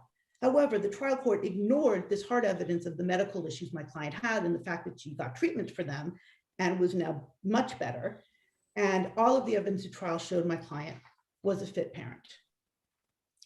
The only other thing that I did not address, Your Honors, was the trial judge has many findings about the client's state of mind. I don't know how much weight this court would give that. I would just like to say that even assuming arguendo, that those child's couple of statements, couple of actions are admissible for her state of mind at the time, the trial court cherry picked a few visits after DCF moved the visits from the community to 2 hours in a very tiny little room with the child made note she did not like. My client's expert testified that that kind of behavior was a normal reaction to being in a very small room for a very long time. And there were many visits that the child enjoyed. She went up to mother, sat in her lap, smiled, was excited, jumped into her arms. There were many, many visits that the child's state of mind were clear that she loved mother, that she was bonded to mother. And I would just like to point out that the trial court, for some reason, picked 1 or 2 visits at the end of a long 2-hour visit in a small room with a child. Ms. Healy, could I ask you about an argument that Child's Counsel makes, which is that although your client may have completed tasks on her service plan, she didn't show insight, didn't benefit from them. She merely was checking off a list and cites adoption of Lorna in support of that proposition. Could you respond to that? I can, Your Honor. And this is the classic DCF, heads I win, tails you lose, which is petition of DSS to dispense with consent to adoption. In other words, what DCF does is my client went into therapy, and went into treatment with a medical provider. And then they say, you have to admit what you did was wrong. You have to admit the damage you did to your child. And my client, because she did not have a substance abuse disorder and she never did damage to her client, refused to do that. Said, I don't have a substance use disorder. I am happy to work on my neurological conditions. And Your Honor, if you look at the record, she worked so hard on these. She did every single thing DCF asked her to do, except a third neuropsychological evaluation and a second substance abuse evaluation. She did everything, and none of her providers had concerns. So for DCF to try to use against my client that she would not admit to having a substance use disorder, which she didn't have. So if she had admitted it just to make DCF happy, we would be sitting here arguing why she's a fit parent if she admitted she had it. She did the right thing. She was honest. She said, I don't have it. The other thing is, I believe Child's brief maybe said there's no proof that she learned from this. There's every proof in the world that she learned from this. Every single provider is saying that they have no concerns over her parenting. They have no concerns over substances. And the VNA, the IHT, the PPP, she graduated from them. So at one point, one of my sisters wrote, well, these ended. Well, if you look at DCF's own reports and you look at those services, it says in parentheses, ended because client met the service goals. So this is a case where DCF keeps wanting to look at the past. They keep wanting to look at 4.5 years before the child was born. The trial court, for some reason, did the same thing. But if you look at the actual hard evidence, it is clear that my client had medical conditions, and people with anxiety and PTSD, they parent all the time. DCF, and I don't want to assume I'm going to know what my sisters are going to say, but a very good example of what happened in this case is the pill counts. DCF goes on and on in its brief, and the judge went on and on in his findings that there were all these pill counts and they were messed up and she can't be a fit parent. If you look at this, and this is a case where you really need to look at the evidence, there was pill counts before she did the VNA. The VNA was to help her make sure she was taking her pills correctly. Before the VNA, there was one pill count that had extra pills and 12 missing pills. And then another pill count with some old pills that she hadn't returned to the pharmacy. After she graduates from the VNA, there are 2 pill counts which are completely correct, except there are some old pills that still haven't been returned. There's 2 pill counts, one where the pills were in a car that she couldn't get to and one where she was locked out of her house. And then another one where 6 months before trial, her attorney, under her attorney advice, said, stop doing this. Like, this is being used against you. Stop allowing these. And so she stopped allowing them. But instead of just throwing around terms like, oh, bad pill counts, when you really look at it, she had a bad pill count. She graduated from the VNA, and then she had 2 pill counts that were completely correct. There is so much evidence that my client learned from these services. Another one is the neurological evaluation said that she was misusing substances prior to the birth because her fibromyalgia, and there was another pain, I don't remember, that was causing her pain, those conditions exacerbated the pain, which made her seek out substances. Well, she worked with IHT and she worked with her medication provider, and now she does meditation, she does breathing, she takes ibuprofen that helps with the fibromyalgia. She's done all of these treatments, and she testified at trial, like, I understand now. I understand I didn't know how to control my pain. And so I was seeking substances, but now I get it. And now I'm not seeking substances. And you have many providers who said that's true, who backed her up. I hope that answered Your Honor's question. Thank you. And if there are no further questions, I will rest on my brief. Thank you, Your Honors. Thank you. For the department? May it please the court. Good morning, Your Honors. My name is Christine Feminari. I'm a Special Assistant Attorney General in the Massachusetts Attorney General's Office, and I represent the Department of Children and Families in today's case. The main issue before the court today is whether the trial court erred in terminating mother's parental rights. The trial court's decision should be affirmed because the trial court's detailed findings of fact are based on record evidence that clearly and convincingly shows that mother was unfit to parent. Is the centerpiece, though, of your case, I know that housing instability and the ability to care for the child have been raised, but it seems to me that the critical issue here is substance use and whether or not mother had a substance disorder that she recognized. And if that's the be all and end all of your case, there are certainly providers that express that they didn't have concern, that mother was properly medicating and taking care of herself. So how do you address that? Certainly, Your Honor.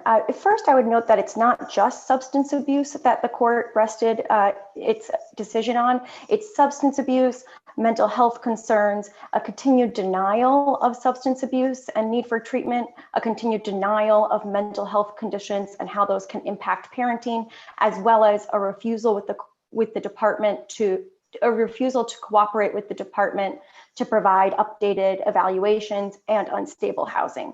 But as to the substance abuse issue, Your Honor, opposing Mother's Counsel takes issue with the fact that some of the symptoms observed that Mother was displaying could have been the result of mental illness. In this case, Your Honor, it's not the case that the court needs to clearly differentiate mental illness from substance abuse because both factors were present and both factors were interrelated. This was a case where Mother was abusing her prescription medications that she received for her mental health conditions, and she was not taking her medication correctly. And in addition, she was getting medications off the street, as she said it. So this is a case where the symptoms could be partially mental health, could be substance abuse, and the judge considered both of that. But Your Honor, it's not true that none of Mother's providers had concerns about Mother's addiction. Mother's most recent therapist opined that she had no insight into her addiction and how it has affected her parenting. And this is reflected in the judge's findings of fact 85. In addition, Mother's previous therapist said that Mother consistently denied having a substance abuse history and would not acknowledge the department's concerns. This is reflected in finding of fact 66. And it's important, Your Honors, to note the continued denial of the substance abuse problem because the problem began in this case before the child was even born. Mother previously lost custody of her first two children due to neglect related to substance abuse. And per the case of adoption of Luke, the judge may rely upon a parent's past conduct with regard to older children to support a finding of current unfitness, so long as that's not the only evidence. Well, but if there has been a significant change in the underlying conditions that gave rise to the prior finding of unfitness, it would warrant a different view. And if the mother has resolved her substance use disorder, that is a significant event. And the judge found that the mother did not. The mother argues strenuously that that was error. What is the strongest evidence that you can point us to support the conclusion that the mother, in fact, is concealing substance use rather than had successfully resolved her substance use disorder? Certainly, Your Honor. The strongest evidence is Mother's symptoms that continued to appear all the way up until trial. Your Honor, Mother showed up to daycare to pick up her child, and this in March 2017, and the daycare staff saw her swaying, had bloodshot eyes, slurred words, and were concerned for the child's safety, and as such asked Mother to call someone to drive her home. These are similar symptoms that the mother exhibited when she showed up to when she showed up to the child's doctor's appointment in 2017 that caused her removal the second time. And so, Your Honor, Mother continually shows up with symptoms that would indicate substance abuse, and she has admitted to hiding pills from the department so that it would appear that she was taking her medication correctly when she was not. And Your Honors, this substance abuse related behavior could be exacerbated by Mother's mental health condition. And mental health disorder is relevant to the extent that it affects the parent's capacity to assume parental responsibility. And in this case, Your Honor, the symptoms of substance abuse and mental illness resulted in behaviors that showed that the mother was unable to safely care for the child. She was habitually, chronically late for appointments. She was late for appointments to visit the child. She was late for doctor's appointments, and she missed bringing the child to daycare on multiple occasions. And Mother has a history of getting in car accidents and having to be asked to have someone else drive her home because she appears impaired. Moreover, Your Honors, opposing counsel brings up the issue of the child's out-of-court statements as evidence of the child's state of mind, and says that those statements should not have been considered by the trial court. Those statements were properly admitted as expressions of the child's state of mind at the time, and that's reflected in the findings of fact, where it expressly states for state of mind. One example of those is findings of fact 70, and cases such as adoption of Rona established that a child's preference can be properly considered in the analysis of unfitness.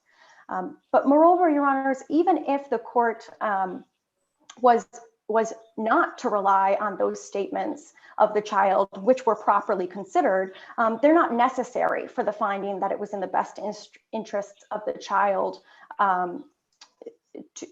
for the mother's rights to be terminated. And the judge considered expert testimony from Dr. Stein that showed that the conclusion of the child from her foster home would cause her lasting psychological harm. So this was a case where the court considered the child's statements in addition to expert testimony in considering the best interests. Your Honor, opposing counsel also argues that it's inappropriate for the court to consider mother's past history of unstable housing because mother always had some form of housing. But the requirement is not that there's some form of housing, it's that there's adequate, stable housing. And mother lacked this adequate, stable housing because she moved several times throughout the pendency of this case, but she moved several times for erratic, unpredictable reasons. On one instance, she moved because she got into an altercation with the other person who was living in the home. On another instance, she moved because a family member got a restraining order against her. On another instance, she moved without telling the department that she was going to move, and so the department didn't know where she was living and showed up at the wrong house. And mother's continued moving from house to house is not a stable environment for the child to return to.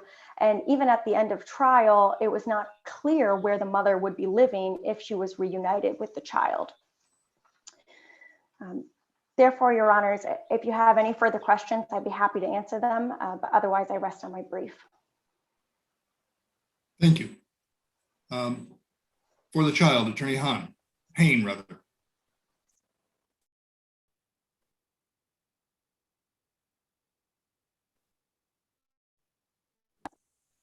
There we go. I apologize.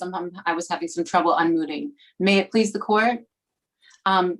Good morning, Chief Justice Green, Justices Blake and Kinder, counsel, Rebecca Hain for the child.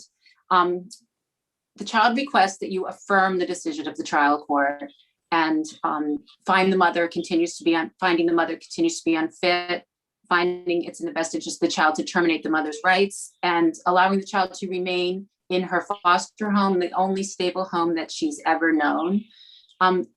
It's the child's position that mother's argument is just her disagreement with the trial court's assessment of the credibility of the witnesses, weight of the evidence.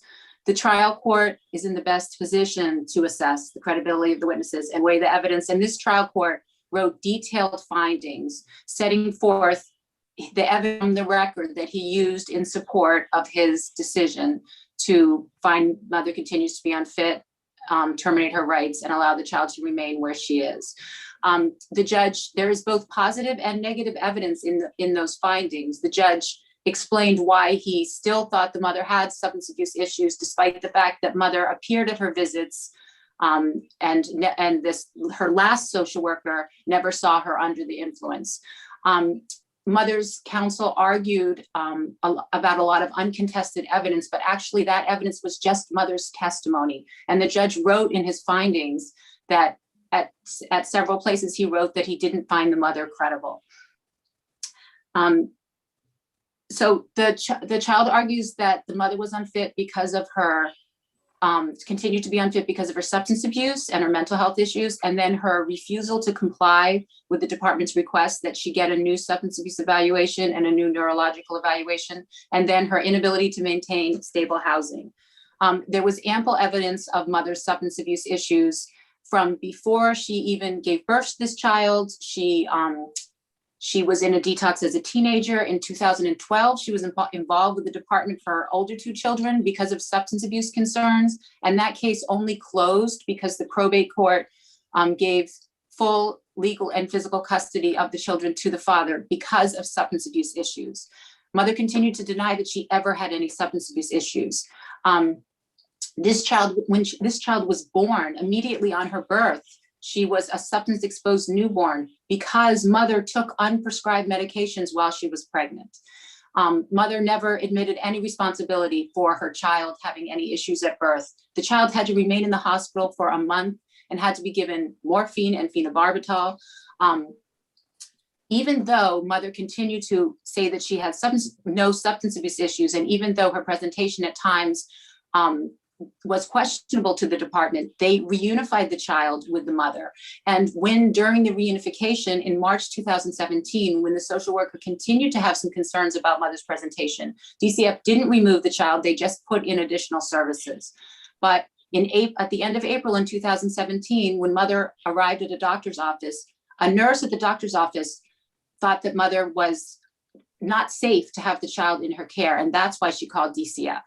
And mother says that the police said that she was fine. Well, there's no evidence of that except for what mother said. And the judge didn't find mother credible. After that removal in April of 2017, mother had an opportunity to have a trial in October of 2017. Mother stipulated that she was unfit at that time. Mother's attorney talks about a lot of services that mother completed. She completed all of those services before October of 2017, yet she still stipulated to being unfit at that time. Between April of 2017 and the end of trial, DCF never felt like they were in the position to leave mother unsupervised with the child because they continued to have concerns about her substance abuse and mental health issues. Mother refused to get additional evaluations. As the social worker testified, those additional evaluations could have provided information that DCF could have used to make recommendations for services to assist mother so that she could progress with her reunification, but mother refused to do that. And as to the child's statements, I would say that the judge took those statements, properly considered them for the child's state of mind. The child made clear her preference to stay at her foster home. Those words weren't taken for the truth of the words, just for what her opinion was about where she would rather be. So I would ask that this court affirm the decision of the trial court and terminate mother's rights, allow the child to remain in her home where she's been her entire 5 years of life, except for 4 months with her mother. Thank you. I will just make one other request. If by any chance either of you has been monitoring the progress of our session this morning by watching the YouTube channel, I would ask you to close that out now because there is a slight delay and we would get feedback during the course of the argument. So if you have been doing that, please close it out. Kristen, you'll let me know when we are live? You're live, Your Honor, and on the record. This brings us to the last case on our list for hearing today, case number 2020P 1294, Charles C. Morgan versus the General Society of Mayflower Descendants and others. Mr. Morgan, you may begin. Thank you, sir. I may please the court. I am Charles Morgan, speaking on behalf of the members of the General Society of Mayflower Descendants, the GSMD, as well as the GSMD itself, appellants in this derivative action. First, let me list the issues confronting the court today. Is this a derivative action? The answer is yes. Did the notice of appeal from Judge Perino's ruling that appellant did not have standing divest the Superior Court of jurisdiction? The answer is yes. Was there mediation of the derivative action at a time when the Superior Court had no jurisdiction over the matter? The answer is yes. Did the parties enter into a proposed compromise settlement of the derivative action at a time when the Superior Court had no jurisdiction over the matter? Yes. Did Judge Kelly rule correctly that the last event of jurisdictional significance in this matter was Judge Perino's ruling that appellant had no standing to bring this derivative action? The answer is no, because the Superior Court lost jurisdiction the minute that appellant filed his notice of appeal and the parties agreed to settle the case at a time when the Superior Court no longer had jurisdiction. Mr. Morgan, let me just ask, if I may, strictly speaking, the notice of appeal was not the event that deprived the Superior Court of jurisdiction. It was the entry of the appeal on the docket of the appeals court. But setting that aside, you refer to the mediation process at a time when the Superior Court was without jurisdiction, as though it matters whether the Superior Court has jurisdiction in order for the parties to engage in mediation. Help me understand what you mean by that, or maybe I'm misunderstanding what you're suggesting. I'm not unsure I'm understanding the question. I do believe, based on U.S. Supreme Court precedent and Massachusetts court precedent, that the minute the notice of appeal is filed, the jurisdiction of the Superior Court is no longer. The reason is that no, it doesn't. No, I'm familiar with the jurisdictional issue, but it's not the moment of the filing of the notice of appeal. It's the entry of that appeal on our docket. The Superior Court retains jurisdiction over the matter during the period when the record is being assembled in the Superior Court. That's not my question. That doesn't matter here. My question is, you seem to suggest, and maybe I'm hearing you say something that you don't mean to say, but you seem to suggest that in order for the parties to engage in mediation, while the case was on appeal, the Superior Court needed to have jurisdiction over the matter. And I don't understand what you mean by that. Well, it probably doesn't matter, other than going to the question of whether Perino's ruling still was in effect. It was an appeal. So Perino's ruling on standing, which is not before us, became a final judgment when the appeal was dismissed, and therefore it became a binding adjudication of your standing at that moment. That event caused the case to cease being a derivative action in any respect, didn't it? No. Why? No, because there was an appeal on the merits, on the question of whether or not there was whether or not there was standing. Yes, but once that appeal was finally determined and dismissed, Judge Perino's ruling became a final judgment.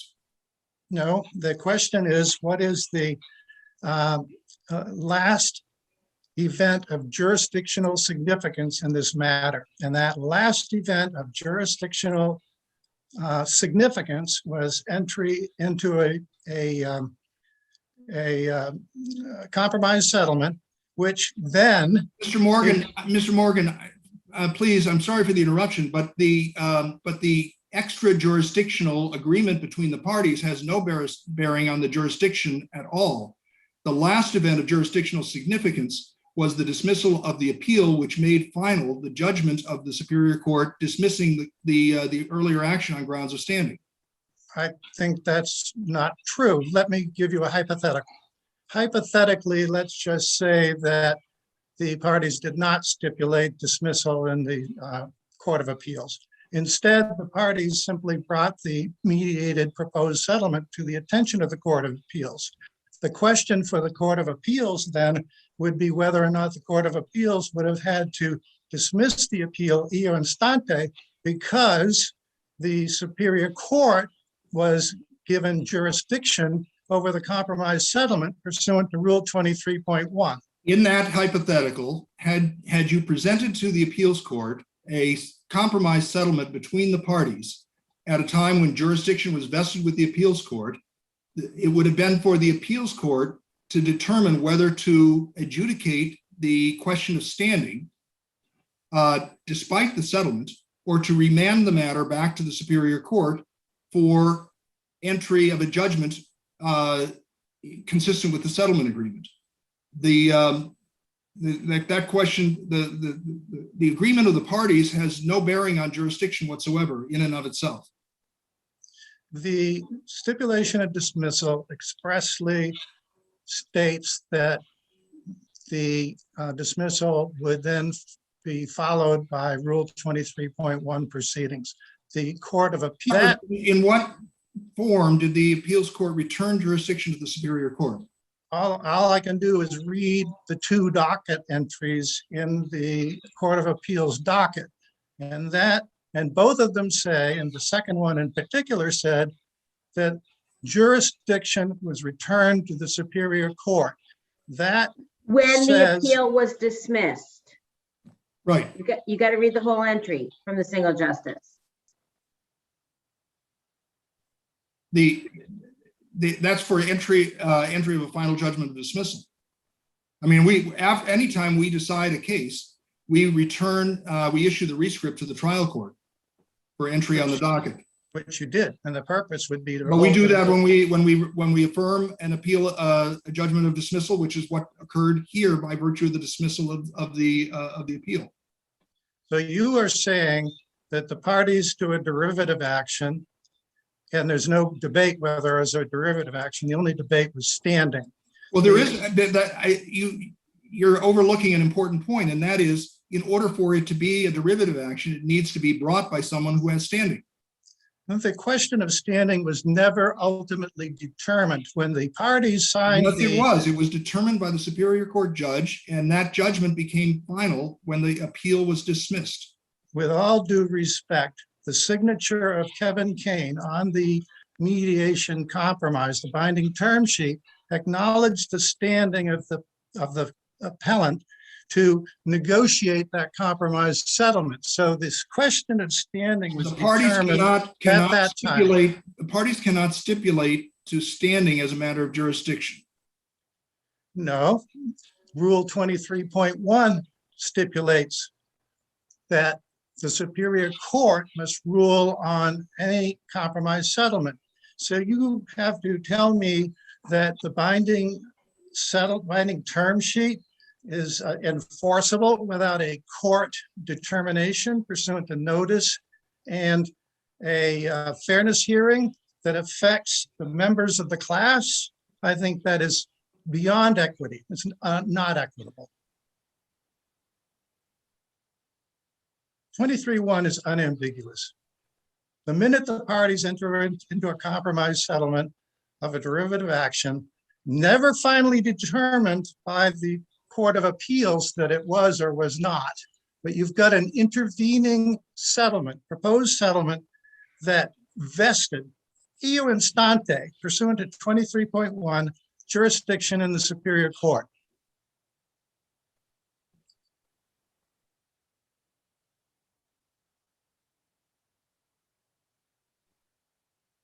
It's unescapable. You know, you're telling me that the parties can avoid a fairness hearing and a notice to the members when the parties have settled a case that affects the class, and you're giving the parties the power to gut Rule 23.1 by agreeing to a settlement and then not informing the court. With all due respect, Mr. Morgan, you're putting the cart before the horse in declaring this as being on behalf of the class before you've established membership in the class. Are you telling me, well, there was never any dispute that I was a member of the class. That was never raised in the answer. I understand the adjudication of standing adversely to you as being precisely that. I don't think so. I think the question was whether or not there was a statutory authorization by the legislature to grant standing in derivative actions involving nonprofits like this. And the California court decision reciting Massachusetts law at length states that the Massachusetts law is that I did have standing. So the question of standing never got to the Court of Appeals. It got here where it was dismissed by stipulation of the parties with prejudice, making the adjudication of the Superior Court final in all respects. Now, maybe that was an unintended consequence of the approach. If this were a different setting and you had separate counsel, you might have an action for malpractice against that counsel. There, the question would be in the trial within the trial whether you would have achieved anything better by preservation of the rights. But unfortunately, I think for the argument you're trying to press here, the dismissal of the appeal made final the adjudication of the Superior Court, the judgment of Judge Perino that you were without standing, and that forecloses any further jurisdiction over the derivative action. And that is true, notwithstanding the stipulation and the stipulation of Yes. dismissal that it would go back to 23.1 ruling. It was the stipulation in the parties' agreement cannot confer jurisdiction on either the appeals court or the trial court. That's what the court did, return jurisdiction to the Superior Court. And I don't think. For entry of a judgment of dismissal, which finally determined the question of standing. No, it did not. The question is the most recent event of jurisdictional significance was the entering into the binding term sheet. That is a big fact. The binding term sheet between the parties has no jurisdictional consequence whatsoever. That's the part I think that you're not quite grasping. Well, it was on the letter. It was on the caption of the case. It recites the case. The parties cannot, in any form or manner, confer jurisdiction of the court by agreement. And the parties cannot, by agreement, avoid 23.1. 23.1 does not apply until you have demonstrated standing. I feel a little bit like we're going to wind up back on third base. All I can tell you is standing was acknowledged when they signed the agreement, and I signed it. That was a concession of standing.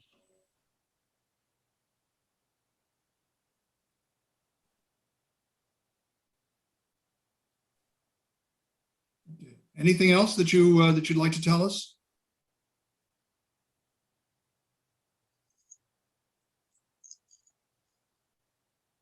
The question is not one of standing. The question is whether or not it's a derivative action. And the rule 23.1 says that a derivative action cannot be compromised without notice to the class of people affected. So the issue of standing really is a red herring. Can anybody bring a derivative action? I beg your pardon? Is it a derivative action if there's no standing? Of course, because the question of standing had not been finally determined. The question of standing was determined by execution of the binding term sheet. Now, I am not an experienced litigator. Okay, shame on me if Mr. Kane took advantage of me by suggesting that we should stipulate the dismissal in the Court of Appeals. I agreed to that because it was my belief, and it is still my belief, that the proposed settlement, the binding term sheet, was significant, that it was an intervening event post the decision of Judge Perino. So there was no way I would have entered into that if I thought that this court would view 23.1 not applicable to a proposed compromise settlement. It's just simply contrary to common sense. And you want to elevate a hyper-technical rule over the practical reality that the parties, I can't even enforce the thing because it's not approved by the court. You're asking me to refile a class action, perhaps. I don't know. I don't think anybody, including the courts, want to go through that.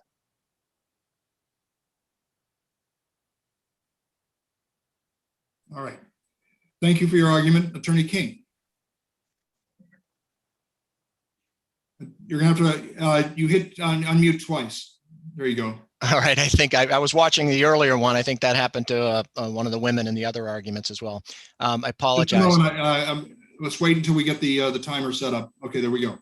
All righty. First of all, let me get rid of the elephant in the room as to why did I sign the stipulation of dismissal that included a reference to the Superior Court rule. I did not do that willingly. In fact, I drafted the original stipulation and it did not have that language in there. Mr. Morgan insisted upon it, and my reasoning at the time for signing it, notwithstanding his insistence on placing that reference in there, was that it was effectively a nullity. And I sent an email. I refreshed my recollection over the weekend to my clients, and I said, Rule 23.1 is a trial court rule and no analog is contained in the rules of appellate procedure. I do not believe we need the appeals court approval for any notice GSMD may provide to the membership. By agreeing to dismiss the appeal, Morgan simply leaves intact the final judgment entered by the Superior Attorney Court, Kane, etc. I don't want to go outside the record. It's we're not conducting an evidentiary hearing over what. Well, my point is that statement is the exact same argument that's in my brief. And it's the exact same logic that Judge Maldonado applied as well. And it was that it was irrelevant that there was a reference to a trial court ruling, or a trial court rule rather, in the stipulation of dismissal that was otherwise with prejudice, that it was going to leave intact the trial court's judgment. So I had thought it through, and that's the explanation for why I placed my signature on that stipulation. And I would naturally assume that the panel would wonder why on earth I had signed it. I had thought that through, and it wasn't in my original draft. And other than that, I have nothing to add to the arguments in my brief. Is the settlement enforceable without a 23.1 court approval? And if so, how? Well, it's a breach of contract case. That's simple as that. I really don't want to invite another lawsuit. This has been incredibly contentious from day one, and we've really tried hard to satisfy Mr. Morgan's concerns, and we'll continue to try to satisfy his concerns. And you also filed a motion to dismiss the appeal, and that's different than us affirming the decision of the lower court. So what is the difference? Why do you think the appeal should be dismissed as opposed to being an affirmation of the lower court? Well, in my view, this is a serial appeal. He's appealing the same issue that was already on appeal that had been settled. And, well, no, it's not. No, this appeal doesn't bring before us any question of Judge Perino's ruling on standing. Right. What he's appealing is the order of Judge Kelly declining to hold a fair hearing. Understood. But as Your Honor, as you previously noted, the court doesn't have jurisdiction. It's already made that determination. That's the law of the case. But isn't that an issue for fees as opposed to a dismissal of an appeal? I mean, I know you've requested both. I didn't request fees, I don't believe. No. Yes. I thought your motion to dismiss included a request for sanctions, including appellate fees. Maybe my notes are wrong. That may be true. That may be true. I didn't believe that was before the court today. Well, it was referred to the panel, so it is before us. Well, I completely missed that, and I shame on me. We're not looking for fees. We're just looking for finality at this point.